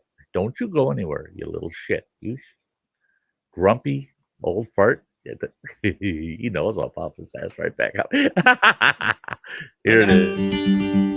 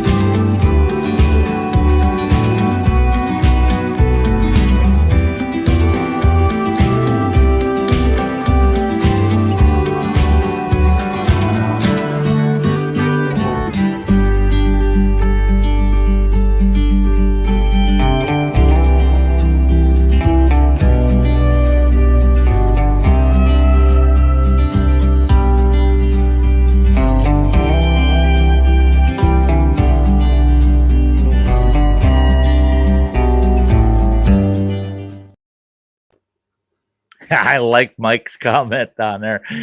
All I can say is, if they're actually using cats and dogs in Chinese food, it's absolutely delicious. See, now I'm that way, Mike, when if I don't know what's in there and it tastes really good, I don't ask. I don't ask. If they offer it up, then I'm like, "Oh shit." But otherwise, I don't ask. If it tastes really good, there's, my taste buds, I let them run the show sometimes. Yeah. Hey, Donald Morris in the Berg. Good to see you, Donald. I've seen you've been in here for a while. Yeah. Just think of all the Asian subscribers you and Phil lost today. Oh, I don't think so. because, you know, that's the thing. And I don't go there. I don't, you know, if someone wants to play a race card or something, I just tell them go race someplace else. You haven't been, you're not invited to this race, I guess. Let's take this down the track. You know, but there's a lot of truth in the fact where if you want the best Polish jokes, ask a Polak. True. I'm not kidding, man. I lived in a huge Polish community. They got the best Polak jokes you ever heard. You want good Asian jokes? Hang out with a bunch of Asians. They got awesome Asian jokes. You want good black jokes? Hang out with blacks. They've got the best jokes. We all have the best jokes about ourselves. But society's gotten to the point where only a few of us get to share those, you know. Cat paw. I want cat paw. Yeah, he's got the freaking cat paw. Look out! There's something. Oh my God! I see a Chinese chef behind you with a big knife. Shouldn't be wearing those. You know, I haven't seen Earl all day today. Oh no! Oh no! I haven't seen him all day. Yes, neighbor girl. I love it. Yeah, we're all the human race. Yeah. It just dawned on me too. I wonder if he got outside. Earl. Yeah, I haven't seen him all day. I wonder if he got outside. I like that. I like that. That when in your live stream when he got up on your new bench, and he's looking around, checking that out. Like, what kind of shit is this? Who gave you permission to put this thing here? He's not happy with the setup. He don't like it, eh? He's not happy at all. Yeah, he didn't seem happy in that stream. He is like, no, this ain't right. This is just not right. And you were trying to show him where the camera was because he likes to rub up against that camera, and he just like he's ignoring you. Like, I couldn't give a shit. Yeah.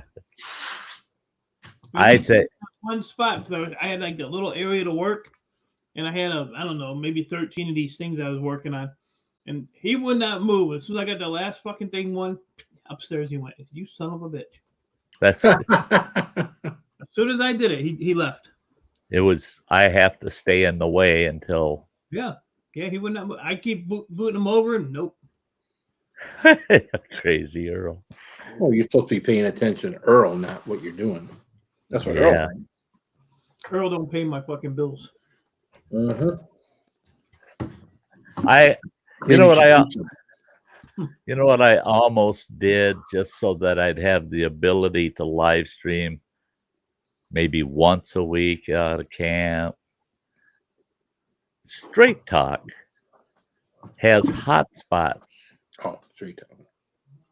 $50 you can get a hotspot from them. And the problem is for $50 a month, you get 10 gigs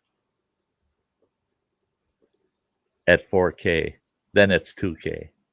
Well, 10 gigs ain't a lot. Right. Ain't a lot. I'd get maybe one stream out of that deal.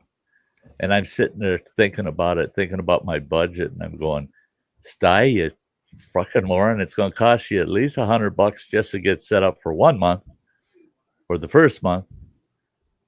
Down there, that tower tends to bottleneck when there's a lot of tourists in the area because it's just not designed to handle that load on the bandwidth. So the load. But I damn near did it, man. I thought $50 a month. Well, then I'd be paying $250 a month for my internet service from 3 different suppliers. Hey, Donald Morris, that's weird because this phone is a Straight Talk, okay? And I get the unlimited service on it. And from the campground, I get 4 to 5 bars on this phone. Guess what? It depends. See, my service is actually a track phone service through Straight Talk, its track phone, that's owned by Verizon, and it runs on the Verizon network. So that's weird that it doesn't work out there. But why wouldn't Straight Talk work if it's Verizon? Because Straight Talk was bought out by Verizon. I don't think Earl's happy that you found him. No, he was. I have a big chair that you could fit like Phil and like 2 more Phils in it. It's like really wide. Well, I have a printer, and there was a spot behind the printer, and he was down in the behind it hiding. I haven't seen this first. I've seen him all day. No offense, Phil. Jesus. Oh, none Look at this. taken. Okay, buddy. Asshole. Oh my God, Donald. Blair County, Pennsylvania is a dead zone. It's that witch. She's fucking up your internet service, your What's up, phone Whitworth? service. You all right? Yep. I got my grandma's Straight Talk phone for $15 a month, but it's not Okay. got a lot to offer as far as internet service. Yeah, you can get that basic $15 a month deal. Yeah. I've had Straight Talk for years. I don't use my phone much. I get texts and the occasional phone call. I'll watch a few YouTube videos if I'm sitting somewhere waiting for somebody. That's it.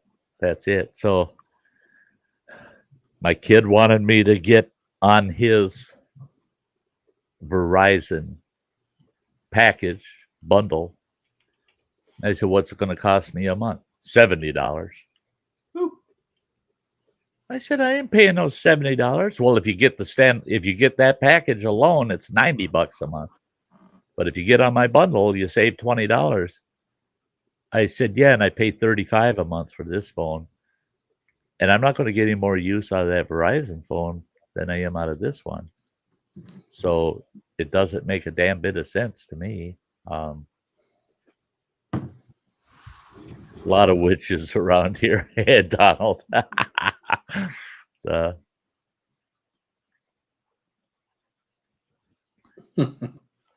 Damn. I sneezed so hard my camera fell. Shit. Hey, Bradley. Eileen, what is that link? What is that link? Yeah, it's his GoFundMe link, but it's just a number. Huh? It's No, just a number. it looks right to me. Oh, no, look.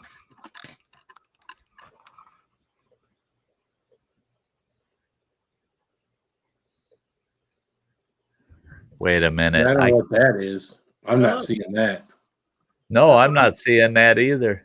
Yeah, I'm not seeing that on my end. No. That's what I got. Yeah, I mean, we're not that- seeing that on this end. Yeah, I think That's because they want to mess with you. Yeah, see, I'm on YouTube. I'm not watching StreamYard.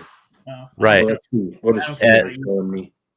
And That StreamYard showing me the same thing. That's weird. That's weird, Mike. yeah, my StreamYard shows the proper link. Yeah.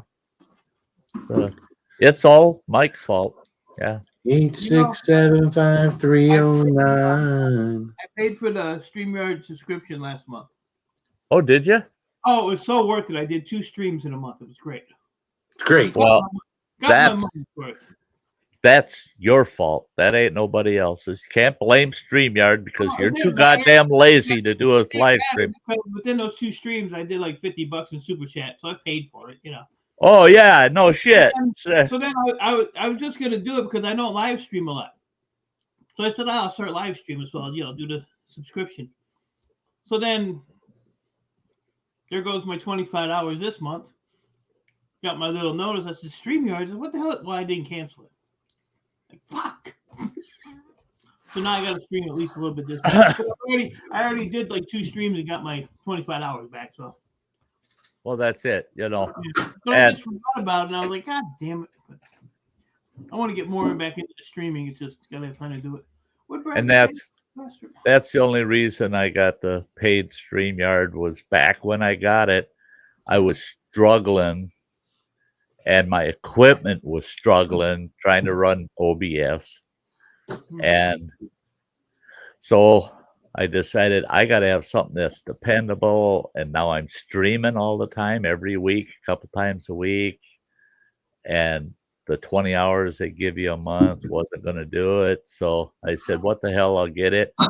And I reminded them that if they change their rules, they don't apply to us that got in and bought it because when they were first starting up, because they said that price is locked in so that in the future, as they upgrade, if they ever raise their prices, the original people, as long as they don't have a lag in their account, are grandfathered in at that price. They don't, and that I don't bother them anymore at StreamYard, but Phil wants me to harass them. Yeah, harass them. Harass them for me. You harass them, you shit.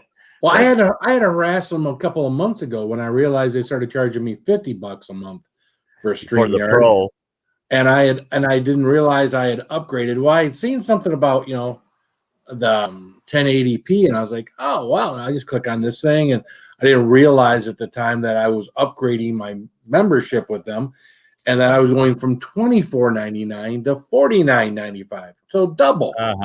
And the only thing I was getting was a clear picture. I mean, I was getting some other things too, but I wasn't using any of that shit. Right. The Pro package, it's different if you're a bigger channel and you're monetized, and it's generating enough revenue that it's just a small portion of your overhead to pay that, that higher price. But otherwise, I've seen people, I have loaded using my Canon DSLR, uploaded 1080p to YouTube, and it says HD. I watch it and I go, I'm lucky if that fucker's even close to 1080p. It lost resolution in the transfer up. And so I'm at the point where until I get to be a big channel, you get to see what you get to see. I'm more concerned about the audio, I guess, than the visual anymore. Yeah, they say you got to act like a big channel before you become a big channel. You can't become a big channel without acting like a big channel, and I don't know. So I tried, but I can't see spending. See, the problem is everything I do live, right? I don't make any videos. I very rarely do a video on what I do. So everything I do live. So if I want to take something out of a live and make it into a video, shorten it down and edit it and make it into a video, it's not the 1080p it wasn't even looking that good. I couldn't get the 1080p. So it looked, third grade-ish. So it was just disappointing. So and the thing is, I keep watching these tech videos on how to run your channel, how to become big, how to make it grow. And I've tried a lot of their tricks and saw no dent in my analytics at all. A couple of the tricks, I actually lost subscribers. And I go, whoa, shit, no, I ain't doing that no more. I guess it wasn't broke, Right. But sure, certain things are going to make things better and more, more apt to grow. But there's some things. See, that's the problem with being an accountant. I look at the point of diminishing return. How much freaking effort do I have to put in there to go from 3,000 subs to 4,000 subs? How much effort do I have to put into that? And I'll tell you what, if I got to treat this thing as a 40-hour-a-week job just to get 1,000 subs, that and do it in a month, I'll tell you what, I'll wait 6 months or a year to get that 1,000 subs. I'm not putting that kind of fucking work into that. That's not what I'm here for. Because the minute you take the enjoyment out of creating and doing things, then is it really worth it anymore? Is it, and see, now me, all winter, I've been just like you, Phil. It's all live streams. I've put a couple of little videos up, but not, and I was always a video channel with a couple of live streams here and there. Right. Now it's pure live streams, but now starting next week, Saturday, I go back to being a video channel with a live stream each week until I've got internet out there. So I'm actually converting it's a good back. Experiment. It's a good experiment. It'll be interesting to see what happens. And because it's all camping and outdoor related for the most part, I'll be catering to my live stream audience too. I'll be mentioning them a lot, and having their interaction, but I'll be reaching that old genre of mine that I believe they're still sub to me. They're just not watching a lot of stuff unless it's outdoor related, That's like my Red Camp little wood stove, camping wood stove. That's a bitch, 5,000 views and growing and growing. I get about 25, 30 new views every week consistently on that one video. It's just constant.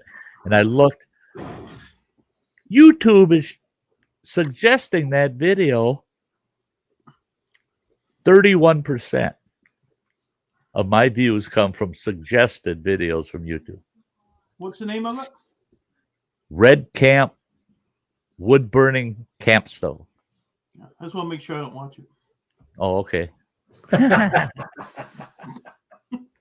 That's all right. I got plenty of others watching. Right, you don't need mine. Now that frickin' Red Camp though, them sons of bitches.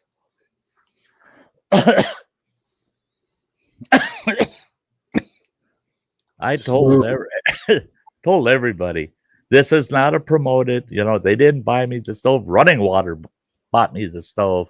It was a gift, and I'm just reviewing it. I get nothing in return. Well, now I'm feeling a little different about this.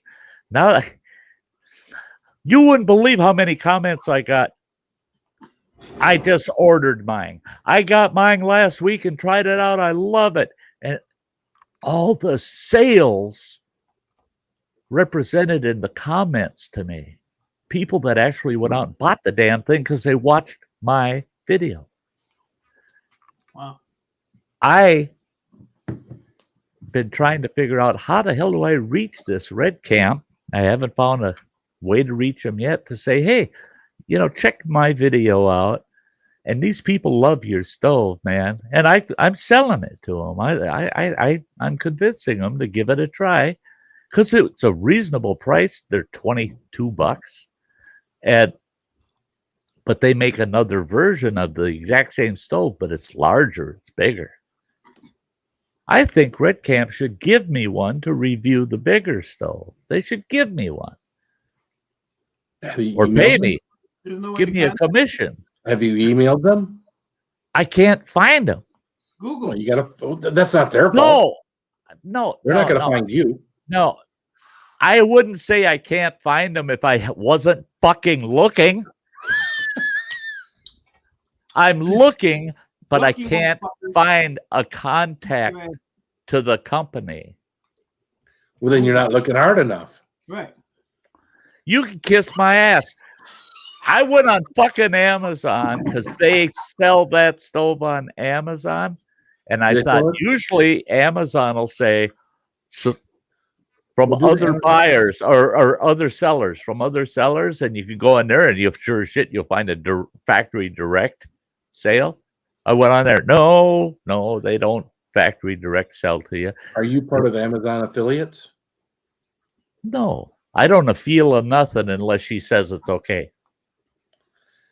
Get your little thing. Yeah, I'm part of Amazon affiliates, but I have never put a link down in my thing for anything that I buy that's going to make me any money. I got to quit being lazy on stuff like that, because I do have an Amazon affiliates account where if you're reviewing something, or if you have stuff that you recommend, you can put the description in your link in your videos, and if anybody buys something, you make a minuscule commission off of it. I don't know. See, and a long time ago I was looking at that, but I just got to get back to looking at that and do the same thing, because I'm going to be reviewing a lot of products off of Amazon. I guess it's time to quit working today. Fix the hubby some dinner, pork chops, mashed potatoes, and green beans. Then probably walked into the room and dumped it on the floor. 5-second rule. Did he see it? Did he see it? Right. If he didn't see it, get it back on the fucking plate. He'll never know. That. And if the mashed potatoes are a little gritty, if that's just the type of pepper, that's brown pepper. And if he asks you what was that noise, say, "Oh, I spilled some cat food or some shit like that." Right. Yeah. You won't know the difference. Come on. The only thing he might notice is like if there's pieces of kibbles and bits in the potatoes or in the beans. What are these chewy fish flavored things that are in here? Yeah. Oh, just something new I'm trying. I hope you love it.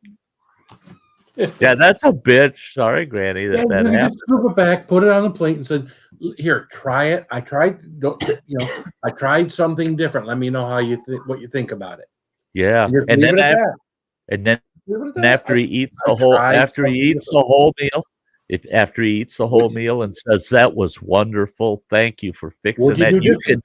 You can do that again, and you say, well, good. From now on, I'll throw your dinner on the kitchen floor before I serve it to you. Exactly. See? Because that worked out just good. Thank you. They make food on the glass. They can have food off the floor. Right. I bought this tablet a month and a half ago. Brand new. Uh-huh. I've used it twice. I just turned it on now. What is that shit? Set parental control password. Parental. I can't look at porn. No, it says to set it. I don't want to. Don't set it.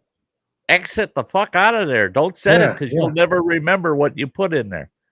I can't even find the get the fuck out of here button. What the fuck? No, Eileen, it's not a Coleman stove. It's a wood burning. It's not a Coleman stove. Eileen. It's a backpacking stove, one that folds up. You put in your backpack when you're out hiking for days. Yeah. I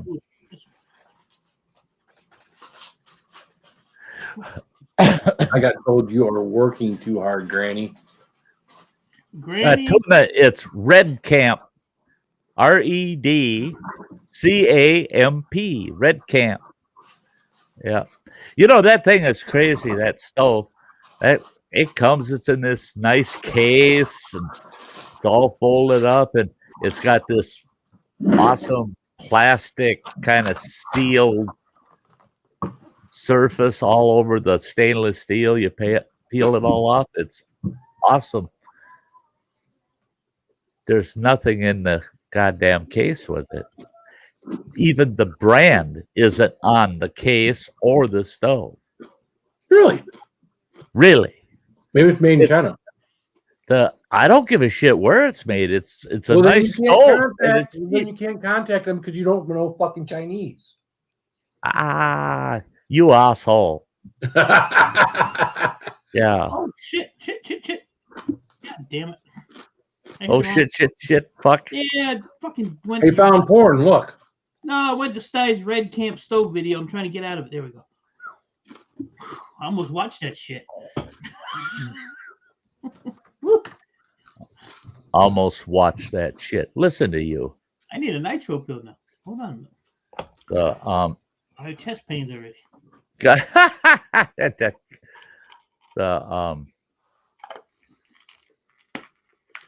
Red Camp Stove, the first video that pops up, 5,400 views Yeah. 6 Yeah, months I ago. went to the Yeah. so, Yeah. It like I said, it's getting about 25 views a month.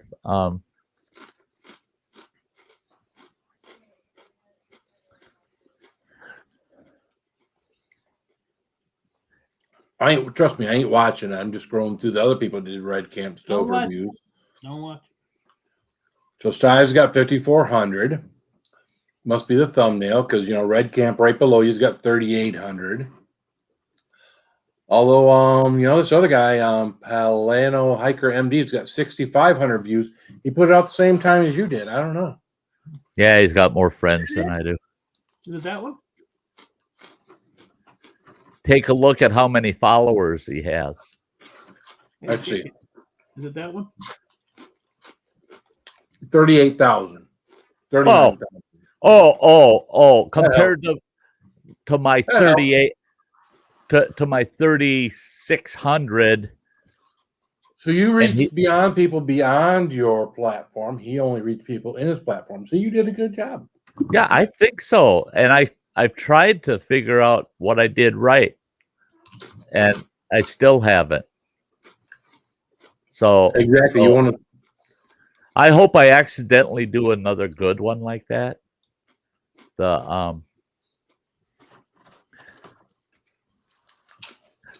That's like my Blackbeard fire starter tested review, 166 views, and it pisses me off because other guys have done that one, the Blackbeard forest or fire starter. Now Mike sent me that. And I thought for sure that review was going to go nuts because everybody watches those. They think it's the next best freaking thing since Sex at 13. But Red Camp Stove review, he's got 327 subscribers and he's got 5.5 thousand views. And yeah, that's because YouTube shared him out better than mine. Well, apparently they don't like guys with scraggly old beards, and they like red flannel shirts and ball caps better. Fuck off. Okay. Do you think I give a shit? I am not wearing red flannel and a ball cap. Shave the beard. My fucking beard the beard's off. Gotta go. The beard's gotta go. For just a few thousand more views. The fuck beard's off. gotta go. No. No. Gotta go. YouTube and the rest of the world knows where they can go if they think I'm cutting my beard off for them. That ain't happening. There ain't nothing. There ain't nothing. Goddamn echo. That means Mike's still playing with his tablet. He's got the volume on. Nope. Not me. It's got to be There's one. No volume going here. There ain't no volume. There's nothing. It's got to be you, Sty. I don't even have nothing playing. I'm just scrolling through. It's you, Sty. It's all you. It can't be me. We ain't doing nothing.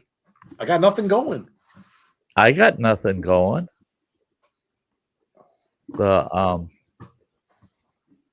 Yeah, nothing. I got nothing. Must be your shitty internet. It's not my shitty internet. My internet ain't shitty. Yeah, look. Go ahead and mute me. I don't know. It's not me echoing. I'll cut your tongue out. That'll work. There you go. It was me. I got both devices going, says Granny. Right? What the hell's the matter, Mike? He's a piece of shit. I think it's the operator error. I think you're right. You need a 12-year-old to come show you how to use it. Oh, no shit. No shit. Yeah. But look, see my volume? I'm getting tired of trying to keep up with you. Don't worry about it. That looks like a big cell phone. Yeah, a really big fucking cell phone. To me, a regular cell phone. That some bitch to me is too big. $158 I paid for this damn thing. That's pretty big. I got a tablet for, I think I paid $105 for it. I got it, messed around with it, and I said, nah, what the fuck good is it for me? I can watch shit on it. That's about all I can do with it. You know why I got it? And, My online gaming. That's the only reason I use it. oh yeah. I And haven't been doing that. and I found that there was no way I was going to get the use out of it. And then my youngest kid said, "Oh, you know that nice flat screen TV your mom bought?" And I said, "Yeah, what about it?" Well, she'd rather have a tablet. Fuck, Bill. Granny just says idiot operator. That's all I wanted to make sure we showed. Idiot operator. Idiot operator. Yeah. Where you gotta show it there? It's right there. It's right there on the screen. Well, because I can't click on it and bring it up on the screen. Oh. I just want to make sure everybody knew it's the idiot operator. What's up, Mayberry? You really want? Yeah. Okay, there it is. There you go. There. See? That's all I wanted, Sty. Yeah. That's all I wanted. Could you connect me with somebody, operator? No. Operator, Nope. Could you help me place this call? Hey, Raven. Mayberry, good to see you. What's up, Russell? What's up, Russell? Russell.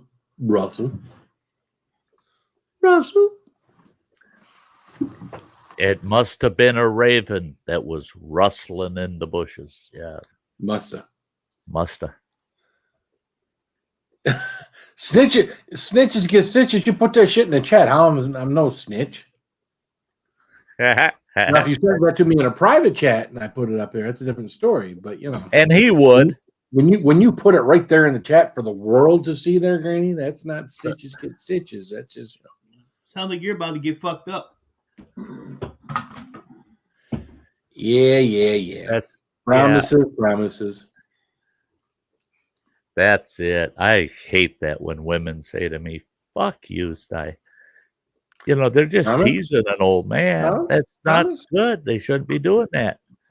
Making promises they never, ever intend on keeping. That's right.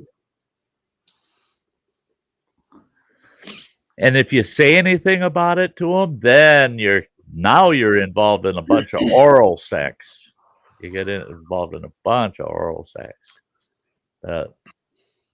One of my old work partners up at the camp, people around the campfire, clients and the like, we confuse the hell out of them because I'd say something and then she'd say, "Well, I want you to do this or that." And I go, "No, fuck you." And she'd go, "No, fuck you." Well, then it was fuck you and fuck you back and forth for a good half an hour. And we'd start sounding real agitated at each other. And then we'd both just say, "Well, we're not getting anywhere with this, so fuck it." Yep, fuck it. And then we'd move on. And people were just watching us and they're thinking, "God, it sounds like the two of you hate each other."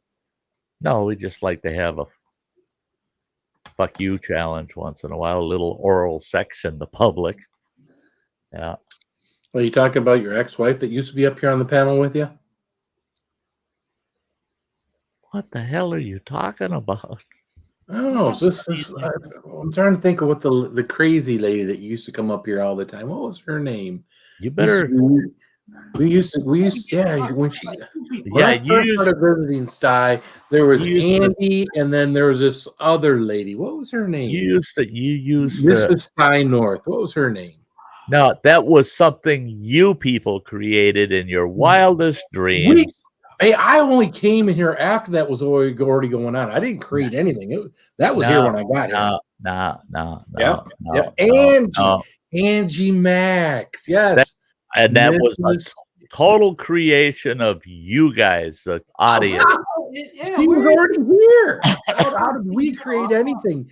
I'm not buying it. I'm going to go back and check and see if you were around when that crap started. I wasn't around when it started. It was already going on when I got here.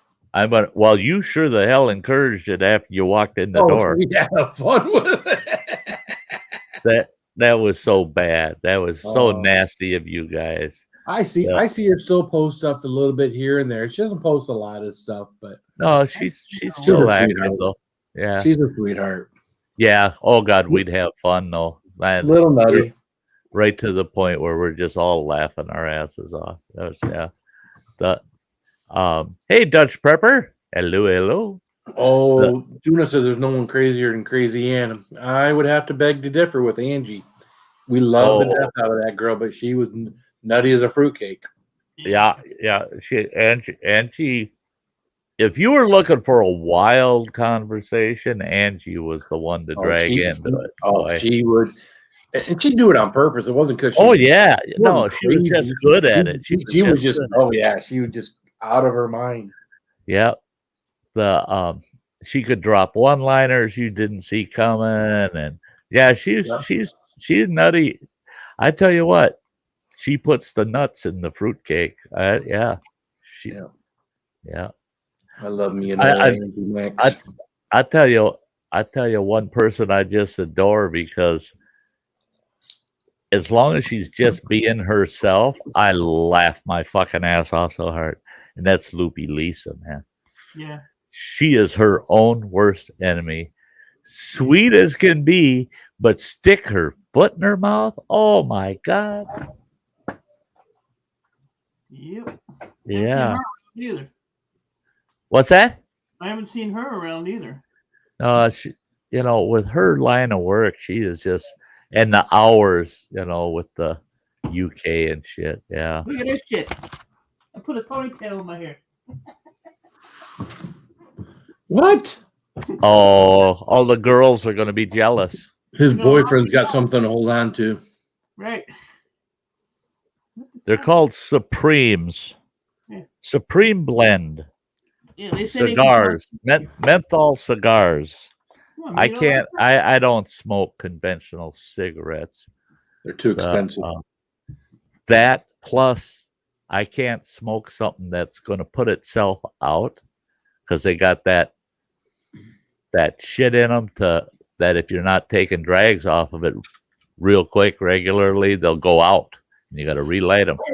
These things, they'll once in a while they'll go out if I'm not taking a drag off of them, but they don't have that feature. So that basically all they are is cigars the size of a cigarette, I'd smoke the big stogies, but they stink too much. I mean, they put out way the hell too much smoke in the room, where these aren't quite as overpowering. Especially when you live in a building you're not supposed to be smoking in. Shut your mouth. We don't talk about that. Now You're a lawbreaker, sir. Now this I smoke when I'm not on YouTube or I'm out in camp. I smoke pipe quite often. Yeah. But nice, relaxing tobacco. Different, yeah. But now I have to order myself some fresh tobacco, because my tobacco is dried out. And I remember my uncle had an Uncle Wally when I was a kid growing up that always smoked a pipe. And if I smelt that same thing, that would be the first name that popped into my head, because he was just one of those guys. Whenever you went over to their house, or if they happened to come over, which they rarely came over, it was usually us going over to their place. And you smelled that pipe. The first thing you smelled was Uncle Wally smoking that.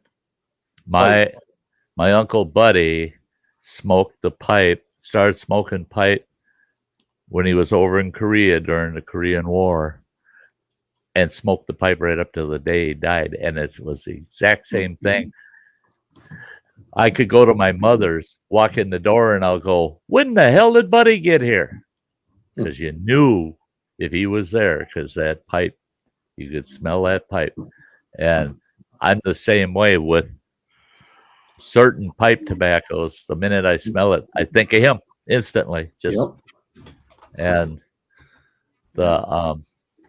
and then I had it's amazing how smells trigger things in your head. Mm-hmm. I know if I were to ever smell like the smell of the gunpowder from artillery. Oh yeah, That you know triggered exactly. So many things in my head back from when I was, in my late teens and early 20s when I was in the Marine Corps. Just that smell would just trigger so many sensations. So, Yeah, I'm the same way with black powder because I was into black powder firearms for a while okay, there you go. and go to meets and you got 40, 50 guys there and they've got 10 guys at a time up on the line shooting black powder. The whole damn place, 2-3 acres that you're on, smells of black powder smoke. Yep. And if somebody's got a black powder gun in their house, typically, no matter how good they clean them, I can smell that gun in the house. I walk in and I go, whoa, do you happen to shoot black powder? Wow. Now if they're shooting Pyrodex or another black powder replacement, the modern replacement of black powder, that's got more of a standard firearm smell to it, where that the little more acidic but that black powder, I smell that and it's just like, whoa, I know what that shit is. Yeah. I don't do that no more. I sold my last black powder rifle a couple years ago. I miss it sometimes, but I don't. Oh, fuck. I would deer hunt with it. I mean, it was a 50 cal, and I'm shooting conical bullets. That's on bitch dead on at 150, 200 yards. And yeah, he's got to show off his cracker all the time. That's a chocolate. Oh, I shit. like that. White chocolate and milk chocolate, huh? Chocolate. Ah. Where the hell what are those called? What did I just tell you? I didn't hear it. Actually, it's called a Reese's Mellow Top. Mellow Top? Okay. Okay. Focus. Looks pretty damn good. Focus. And what the hell is that? Can't even read that. Rollin, I can read that. Giant snails. Giant snails. Are you going to eat them fuckers? Not tonight. No. My wife comes down here like a week ago. My wife doesn't support most of anything. She just lets me do what I do. She comes down here and she's all giddy and stuff. She went shopping at Walmart, of all places. And she's like, I've got something for you to do. I'm like, what are you talking about? Because she's never, it's like, and she presents me with these. And I'm like, okay, thanks. She's like, what? I was like, about a year and a half ago, I did these Walmart snails. Right. That I couldn't hardly choke down. It was that escargot. Trying to. I don't know if it would be different today, but at some point we have to get rid of this can. I thought about it today. I actually thought about today when my kids were all over and whatnot about trying to get my oldest boy to sit and do a video. There was never a good time to say, hey, you know what? Why don't we sit down? Why don't we do a video? Your mom bought something I think you would enjoy. And we can sit down and have a video together. And here we go. Yeah. But that might keep him from ever coming over again. So yeah, baffle him with bullshit and get him to stick that shit in his mouth. Your mom bought it. I thought you would make enjoy your mom happy. Yeah. Well, mom was happy. She had all her kids over today, so I couldn't wait for all those bastards to leave. Just joking. I love you all. That was my granddaughter's graduation before the COVID thing hit. Went to her graduation, and I've got all 4 of my kids there. And I had 2 of them approach me and say, Dad, we got to do this again with all of us getting together, and you and Mom were here. And I'm like, fuck, it would have been better if she wasn't here. But because we had already been divorced for a while, it's just like, oh, geez, there goes the neighborhood. But I go, what do you mean? When can we do this again? And they said, well, it's so neat getting all four of us together with you. And I said, well, after the fact, once is enough. I said, I had to put up with each of you for a minimum of 18 years. Why in the fuck should I want to see you anymore? I mean, shit. A third or a quarter of my life I spent with them. Why should they got more than that coming? Now, if you want to bring some little ones over to run around it for an hour or two, that's okay. Oh, shit. No. I can't say that because my one daughter will bring all 11. Well, I'm saying one or two, that's, if they're bringing in a dozen or more, that's the problem.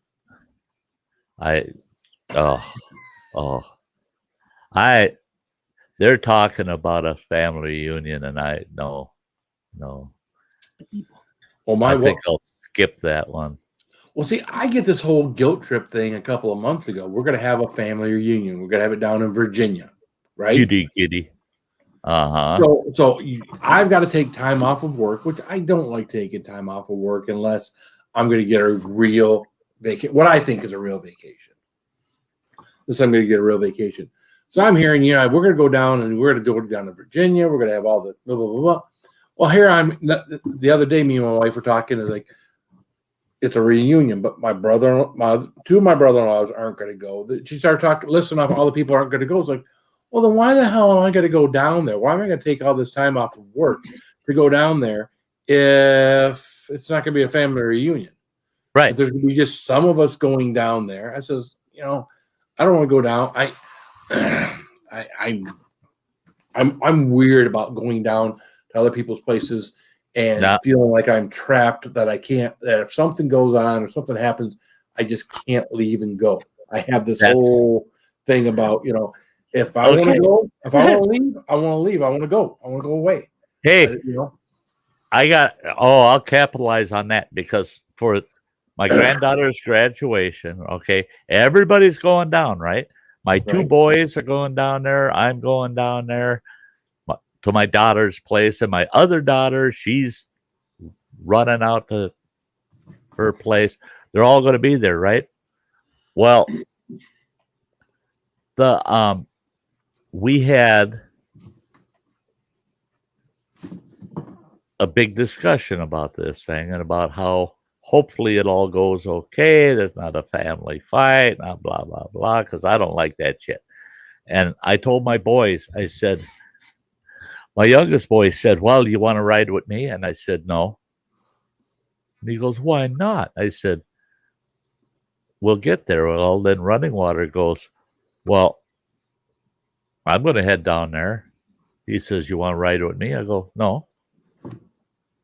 And I said, why don't you two boys ride together? Well, no, we talked about we don't want it. I said, okay, so the three of us, which we live within 10 blocks of each other here in Ashland, all three of us are going to take separate vehicles on a 2.5-hour drive down to my daughter's place for this graduation thing. We got down there and everybody, well, what? Don't the three of you live right by each other in the same town? Well, yeah. Then why did each of you drive separate? Why didn't you all ride together? I said, when one of those guys wants to leave, fuck them, they can leave. If I want to leave, fuck you, I'm leaving. I said, that's the point in driving your own damn vehicle. I don't give a shit about global warming one bit when it comes to us driving 3 separate vehicles to a family gathering. I want to go when I want to go, not when someone else is deciding. And I don't stay at people's houses either. If there ain't a place for me to set up a tent or my camper tent on my truck, I'll stay in a motel. I ain't staying at your damn house. That's me. I'm not staying at your house. I'm not doing it. Nope. You lived in my house for 18 frickin' years. I don't want to live in your house for 10 hours. No way. Ain't happening. I want to be, when I am done and I want to be done. I want to Yep. be able to go somewhere else and just be me or me and my wife or me and my, I don't Yeah. want to stay there. Right. I'm done. I want to be able, even in my own house, when all my kids come over and we had all the thing that went on today, at a certain point in time, they all left and I got to just, but, when they stay until, wee hours of the morning, is just kind of like, I love my kids, but I just, I used to hate that. We'd go to my daughter's with all of her big tribe for Christmas, right? The ex-wife and I. We go down there. Oh, you're staying at the house. You're staying at the house. Well, fuck, okay. We're forced. The wife insists. And they give us a room. Oh, shit, yeah. Every grandkid running in and out of that room all fucking night because their mother doesn't make them go to bed at a decent time. Bothering us. We're trying to sleep. And they're just, Grandpa, are you asleep? Not anymore, you little bastard. Come here. I'm going to goddamn put you to sleep. And and it never failed. We'd be there for Christmas Eve. And I told the wife, right from the get-go, on Christmas Day, we stay for Christmas dinner. Christmas Day, we say all of our final howdy doodies and goodbyes, and we get the hell out of Dodge right by 3 o'clock in the afternoon because we got 3 hours of driving back. It's the middle of the frickin' winter, and guess what? There's blizzard warnings. If I get out of here at 3, we're getting home around 6 or so, and that's 2 hours after the sun sets. I am not driving at 8, 10 o'clock at fucking night in a blizzard. Thank you. So what happens? Let's go. Just a minute.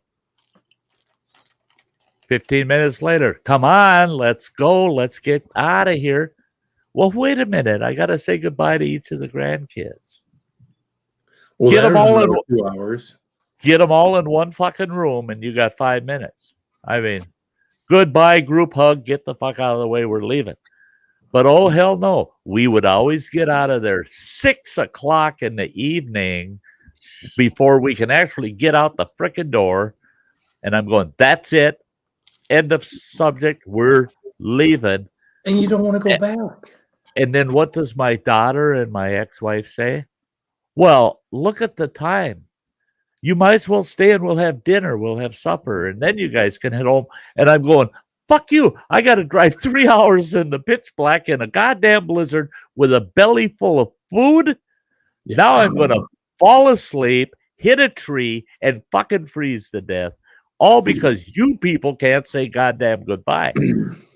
And that's when her and I discussed our divorce after the fact, I told her, that is one thing I just love about the divorce. I can fucking go when it's time to go. I don't need anybody to agree with me. Fuck, bye, gone. I'm in the truck. I'm out of here. I can think about what's best for myself, What's up, Jack's grandma? Hey, Jack's grandma. Hi. That was one of my biggest problems when we used to go to church. I don't have a problem going to church. But we had to go to church early enough to do all this other stuff and have all this pre-church stuff.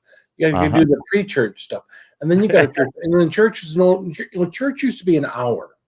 Mm-hmm. Well, church became with praise and worship music became an hour and a half. And then church becomes another half an hour. Just to say goodbye. Just to say goodbye. Yeah.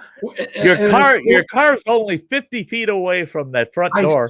Swear to God that our car was one of the last 10 cars in that parking lot every time we left that freaking place. Yep. I got chewed out by my ex-wife because I had this. Got out, my wife ain't watching. I had this old Ford Maverick, right? 6-cylinder, and it had one cylinder that missed all the time. It was, that thing was junk. Well, I knocked the exhaust off of the damn thing right at the manifold. It tore the exhaust off. I was driving around out in the field on our farm, because I had my truck on a battery charger and I didn't want to take it off of that. So I just drove the car out in the field. Well, I shouldn't have done that. Knocked the exhaust completely off. Well, for the next 3 Sundays, I always came up with the excuse, oh, no, the truck ain't running. No, we're going to have to take the Maverick. Well, there's no exhaust on that damn thing all the way to church. And it was 35 miles to the church the wife wanted to go to. So you had to listen to that thing all the way there. Get the church, pull in the parking lot, go in. And it was the same thing. You go through an hour and a half of church stuff. And then it takes her a half an hour to say goodbye to everybody. Because she has to see them actually leave before she's done saying goodbye. She's not done until they leave. So I'd tell her, you make sure to say all the goodbyes, include me with the goodbyes, and I'll see you out in the car. Well, the first time she says, okay, you ask, you should stay and say goodbye. I go out to that car and start it. I'd sit in the parking lot. It would take her about 5 minutes. She'd come tooling out to the car. Jesus Christ, she should be running that damn thing here at the church like that. People can't even say goodbye properly. Well, get in the car. Let's get the hell out of here. It worked for about 3 Sundays. Then after that, she said, we're either taking your truck or we're not going to church. I go, okay, we ain't going to church then. There you go. It's plain and simple. The truck's just not running right, and we're not taking it. Oh, good night, Kathy Gahan. Hey, good night, Kathy. Yeah, I'm all for saying goodbye, but it's simple. Hey, it was great seeing you. You have a good one. Goodbye. Yeah. And you move on. Yeah. You don't need a damn conversation. And I started feeling like, you know what? I think I should show up because church would be done by noon, right? I started thinking I should show up at noon. Skip the whole church part and just say goodbyes for a half an hour. What's he saying here? Can you repeat the last 15 minutes? I know you'd have to stand up, but Mike, can you kiss my ass? I can. He can, he says. Let me go. Oh, Jesus. He went completely out, didn't he? There he is. There he is. I am leaving shortly, though. I'm going to bed. Oh, wow. Thank you, man. Thank you. That's great. Need a receipt. It send you a receipt, yeah. Yeah, no, I like church. I like the people at church. But, you talk to people before. You talk to them a little bit after, and you go. I mean, all right, so church would end at noon, right? Yeah. We are literally 10, 15 minutes from home. Somewhere between 10 and 15 minutes from home, from our church. Uh-huh. I would get home just in time to see the Lions kick off at 1 o'clock. Oh, isn't that a bitch when you're just we had that happen too. Packers game.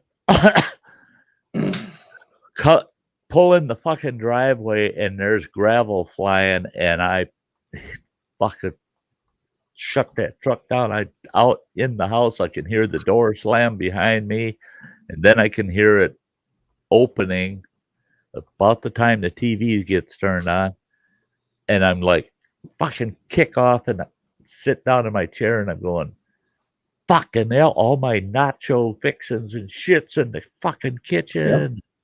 Now I gotta wait to fucking halftime, or I don't want to miss none of this shit. And she fucked it all up because I would have been home a half hour ago, would have had my nachos, everything set up, and a cold beer, and been waiting for kickoff. Instead, I run in and I'm going, whoa, whoa, whoa, and there he kicks.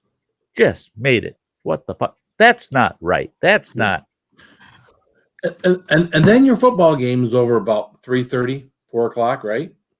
Sunday's over. So you got nothing accomplished on Sunday. You got up, You yelled in the house before you got to church. You yelled at the kids. You used profanity to get them moving. So you did all the anti-church stuff to get the little bastards ready to go to church. That you're being one of the least churchy people in the world. Exactly. But everybody gets in the vehicle. They're all upset to go to church. You go to church. They can't get the wife out of the church. The kids are running all over the place. Again, 6 kids. They're running all over the place. You're trying to, you're trying to curtail them while the wife's talking. You're trying to get them. They're running all over the place. Yep. You have a great night, Mike's Outdoors. Thank you again. Thanks, Mike. Great to see you, brother. This is nuts because I had to sit in this conference where they talked about stresses and how to deal with people that come into work and they're bringing at-home baggage with them and things that happen psychologically to people on the workplace and at home that affects the workplace. And they're giving us all these statistics. The one that really popped out at me that I just like, holy shit. I couldn't believe it. It was 70-some% at that time. That was back in 98, 99, right around then. But over 70% of all domestic disputes happen on Sundays. Why is that? Why is it that 70% of domestic disputes happen on Sundays? I think we already solved that issue, Phil.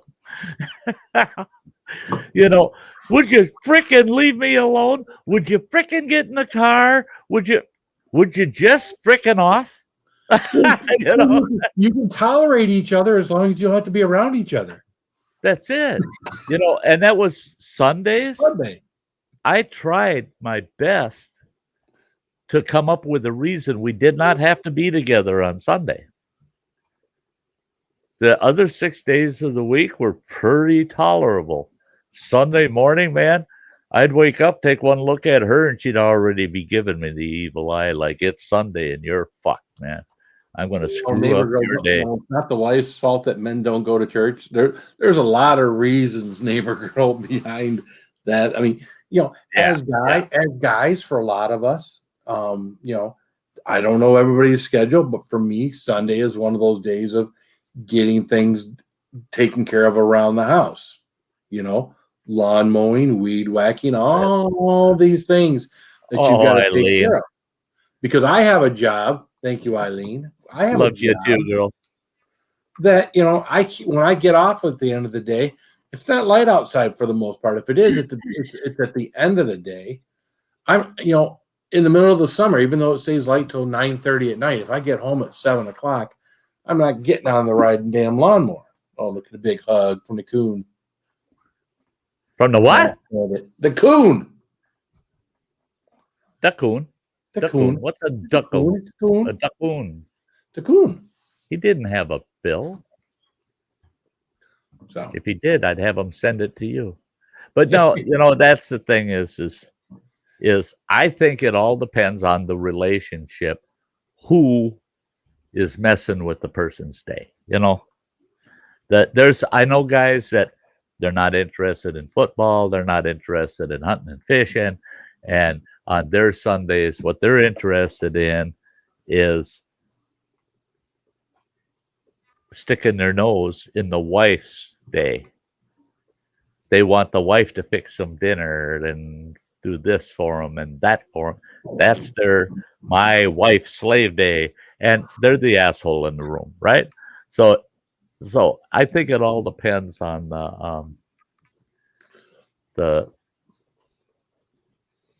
I think it all depends on the relationship. And one thing I do know, and I heard that said too, Mike.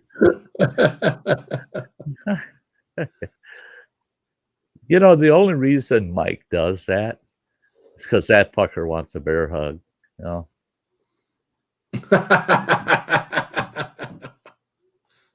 Oh, Jesus. Oh, Jesus. No more of that. That oh God. Yeah. Now I gotta change my shorts. the yeah, I don't Oh shit! I can still hear you. God damn it! Go ahead. oh shucks. Damn it did me no good. I could still hear that. I actually have these 4 people in my ear. Cause I'm in a party chat.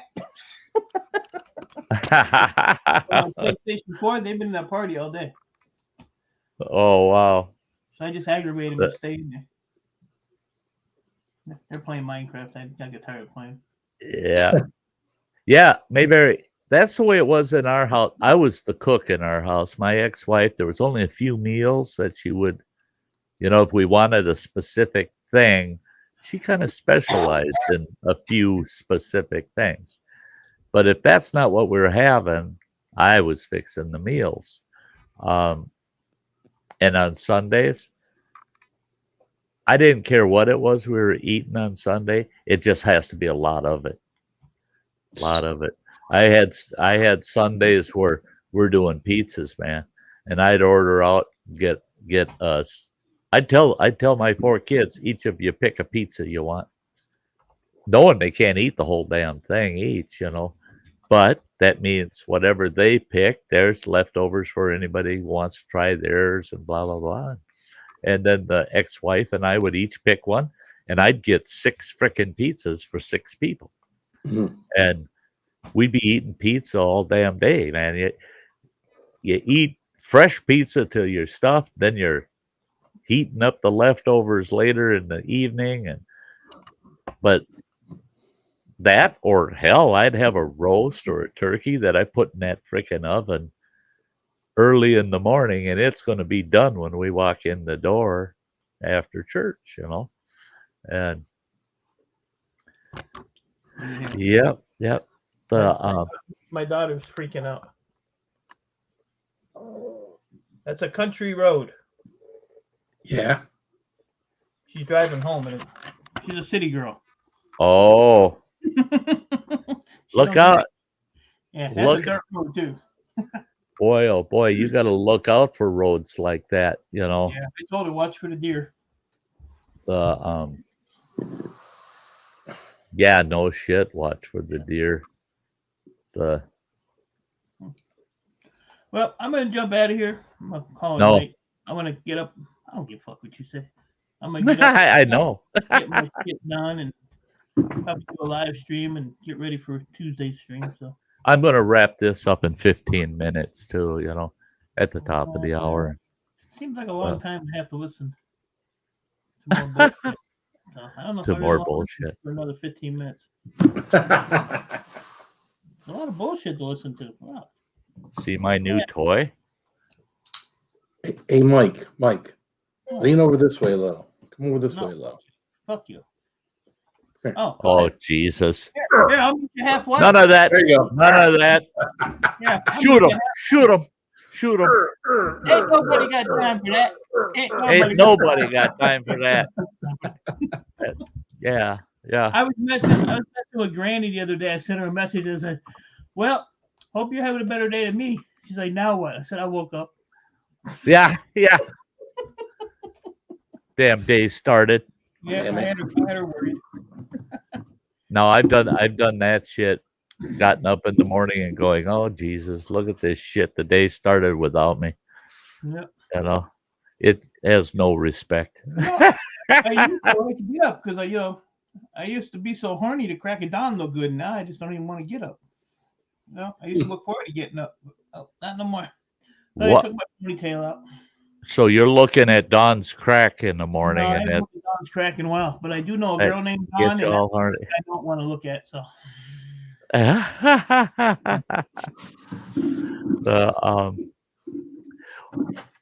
Oh yeah, neighbor girl. Yeah, neighbor girl says I never claim to be perfect and never will. No kidding. Oh, yeah, I'm a perfect example of someone that ain't perfect.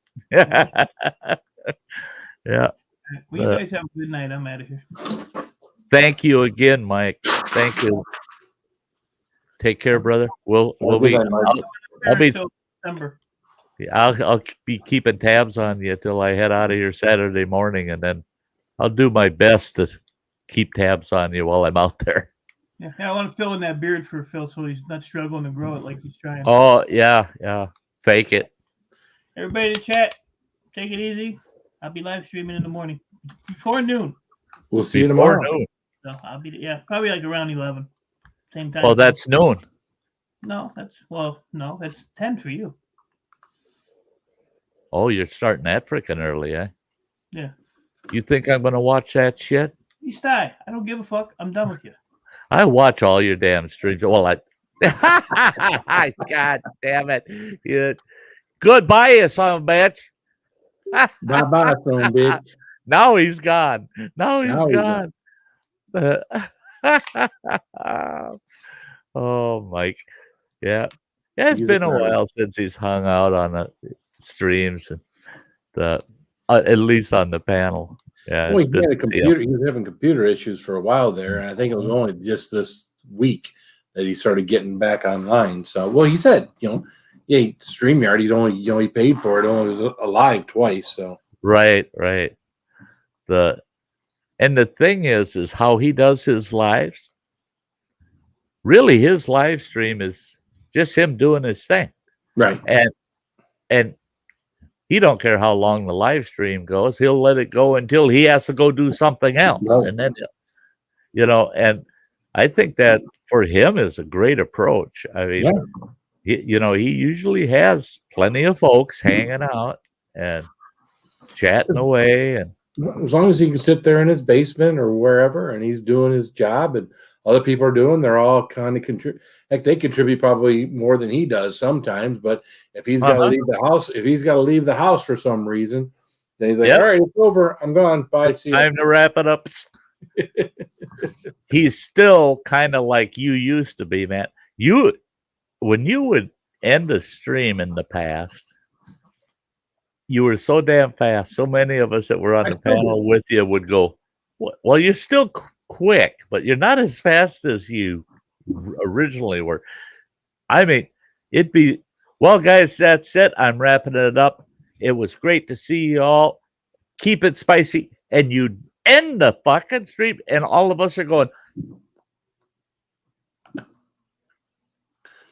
we didn't even get to say goddamn goodbye. He never even warned us. Nothing. He just said, well, that's it, guys. We're wrapping it up. Keep it spicy. Boom. And we're all hanging there like, fucker won't let us say goodbye to people.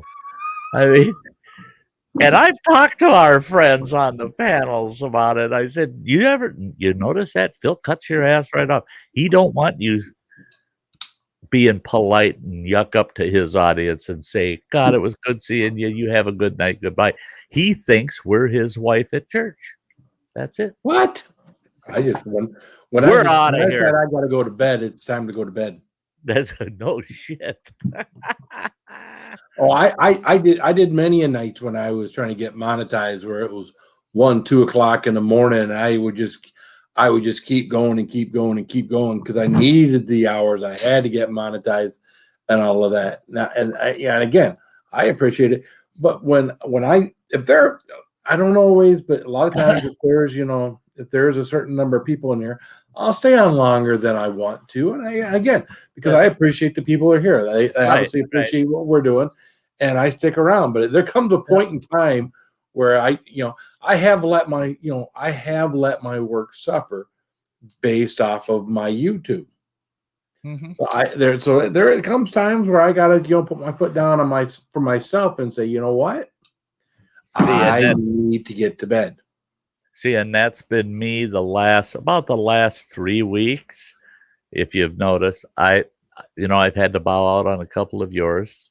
I'll do a couple hours, and then I'll say, well, I gotta get out of here. I gotta cut out. Well, the reason for that is I don't eat meals until I'm sure I'm done on panel. If I'm not going to be on any more panels tonight, then I'll eat. Well, then once I eat, I got to wait a good hour and a half or more so before I dare go to bed, right? Well, that puts it pretty freaking late. And usually I was going to Sure. bed between 2 and 3 o'clock in the morning, and I got my alarm set for 6:30. Sometimes I'll hit that snooze 4, 5 times, because I only got 3, 4 hours of sleep. And it's because I sit on here and I used to say, well, let's go 20 more minutes. But you can't do that 5 fucking times, Right. and still get to eat and get to sleep and blah. Well, with camp, my duties at camp, they start at about sunup. The sooner I can get around camp and do my duties in the morning, I've got a couple things I'll have to do each afternoon, but just a little slight inconvenience. So I got to shake it out bright and early. But out at camp, I'm going to be so much more physical and constant, moving and doing shit, that I figure, man, I got to be in the rack and sleeping about 10 o'clock every night. Sure. And so I figured I got to start getting used to that shit. So I won't allow myself to ever go past 10 o'clock Central Time live streaming with it, myself or anybody else. I got to wrap it up by 10 o'clock. And here, I'll wrap this up at 10. And that gives me plenty of time to eat. And I'm in the rack by midnight. And my alarm will go off at 6:30. And I'll probably get a lot of times I'll shut the damn alarm off and fall back to sleep and wake up at 7, 7:15 or so. But that gives me enough sleep, gives me 6 to 7 hours of sleep each night doing that. So I'm gearing up for the summer in camp of having to hit the rack between 10 and midnight and get up by 7 in the morning and do my camp chores and shit. And it's really, it's like you said, if there's enough people in the house and there's a lot of interaction over in the chat, especially, or I got people on the panel and a bunch of people in the house and there's a lot of conversation still going, you just kind of feel guilty cutting out on them. Sure. That you want to give them what they pay for, And I have cut out early with 30 people in the chat before, but yeah. I always feel not a bad. necessity. Yeah. It's not a necessity. You surely don't want to. Right. Yeah. I've had to do it too, where 25, 30 people in the house. And I just like, God, guys, I hate to do it to you, but I gotta shut it down. I gotta head out. And again, it ain't because I don't want to hang out, because it isn't like I go and hang out somewhere else. It's because I gotta get my ass to bed. Right. Now there's certain nights I know when you'll wrap up, you're doing a stream or something, you'll wrap up, and then you are at another stream, because there are regulars. They're people that we follow and they follow us, and we're just sharing the love doing that. Well, usually I'm not on a panel. Usually I've gone upstairs, I've got myself something, I'm doing something, or I'm sitting in my chair a lot of times on my phone, and I'll make a few comments and whatnot. Right. I don't want to get wrapped up and involved. And it's just like, yeah. Because some of them, and I've been there, I've done it, I do a 3-hour, 4-hour stream. And then I go to somebody else's stream and they'll talk me into coming on the damn panel. Exactly, right. And I'll get on it and it's another 3 to 4 hours. So I'm live for anywhere from 6 to 8 hours in a row. And sometimes that gets to be too much, where you just like, holy Jesus. Well, my biggest problem with going on a panel is I want to get on there and I want to hang out with people for a while. And if I feel like I need to get to bed, I don't want to click on there for 15, 20 minutes and hang out with people. I want to get on there and hang out with people for a while. If I get up there, and so I don't know. Yeah. And maybe I should either way, but I don't know. I like it. There's a couple channels I follow where they've said, hey, Sty, come on up on the panel for just a little while.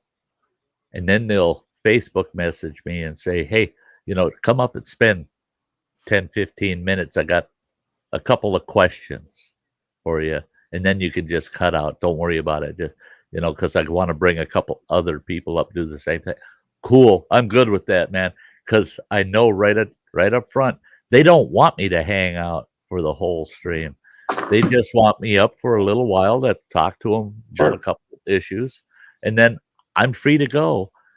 And that's when I can say, hey guys, glad I could answer your questions. I'm out of here. I'll be over in the chat watching what's going on and stuff, but I'm done for the night. Bye guys.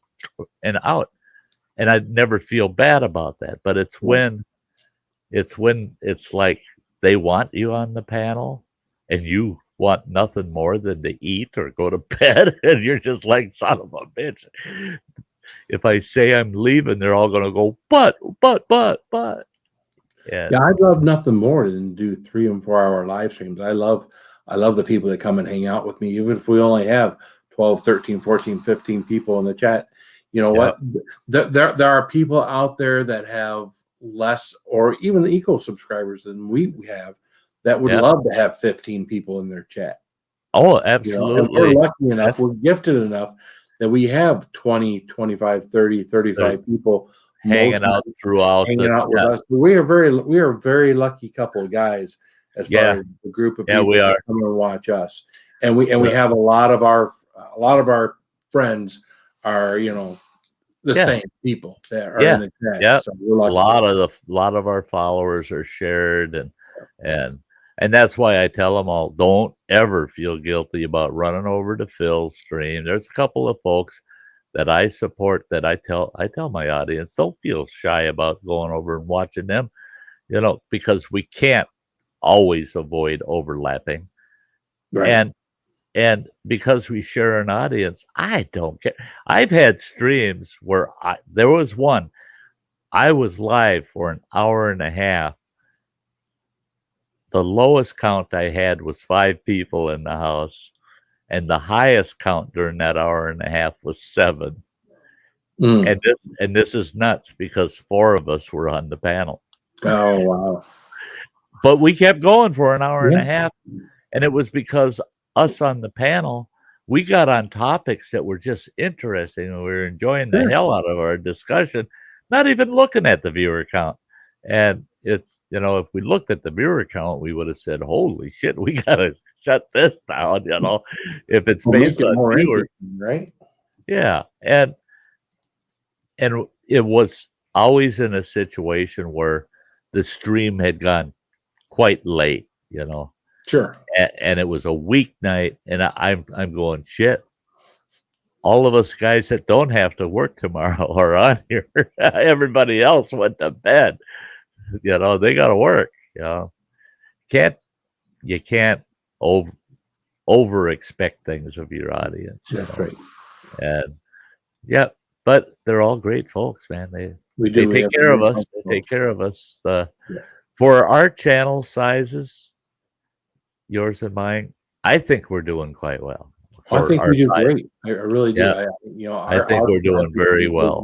Supporting us, and we do well for the size of our channels with our folks. Yeah. The number of our members that we have, the people that support us financially and what they do. Right. We're a lucky couple of guys for sure. Yeah. I followed this one fella that I'm still sub to him, so I get notifications. I can go see what he's up to, what he's doing, but I just can't sit and listen to him really anymore because he was guilt tripping his audience. He was saying my channel's small because of you. And you people aren't doing enough and this and that. No. We're here to give you something. And you giving us your support in return should always be praised. Never blame the audience for your inability to draw in more people. Yeah. I mean, it is what it is, and it's not your audience's fault. Well, it's totally different if all you have are trolls and you never see any. And I know we're wrapping this up, but when you have it with streams like these, and there's 250 views in a 3-hour period of time, there's never 250 people in the chat, so we know there are people that come in and go out. You know They're what? coming and going. Exactly. So we, it's our job to keep people in here. It's not our job to have you guys, No. if people if there's 30 people in here, that's great. If we can't find a way to keep those 30 people and then some other people, then then maybe there's something different we need to do, or maybe we don't need to do. But Right. that's on us. Right. That's not the responsibility of people in the chat or our Exactly. subscribers to keep people here for us or bring more people. We appreciate if you can share it out. We appreciate Right. thumbs up and all those other good Yep. stuff. That's all appreciated. But at the end of the day, it's our responsibility. Right. And I have people watching and viewing. So I'm a firm believer that when it comes to the audience, they're here unconditionally. They're here unconditionally. They can come and go as they please. They can have conversations. They get bored. They move on. That's fine. They say, oh, they're alive. I want to see who's hanging out. I'll go over there and check them out. That's natural. And it's unconditional. I have no expectations of my audience other than them respecting each other. And I ask, hey, will you share this out? Of course I do. Because the more the merrier, if we can fill the house, the more the merrier. Yep. But I'm not here to make my audience do my work for me. Right. It's our responsibility. Right. I want to give them a place that they're comfortable going to, that they don't feel that there's some stipulations attached to this. I got to make sure to cheer them out. I got to give them that thumbs up. I got to super chat him. I got to do this. I got to do that. Otherwise, he'll be unhappy with me. No. It's unconditional. You show up. I am thrilled you're here. I'm showing up and you're here. That is. Yep. Yep. So, then the chat count. Yeah. That's mine too. Is I look at the number of people in the chat, and there's times I've got a huge number in the chat compared to the number of viewers, and the other times I've got maybe 10%, if that, of the people that are watching in the chat talking. And then I look at my analytics, and it shows you returning viewers and new viewers. My new viewers, it's a flat line. It's about the same number of new viewers all the time. So I got new people coming in all the time, checking stuff out. But I can see my regulars every live. It peaks for the regulars at almost the exact same peak of my regulars. So that's my baseline, those regulars.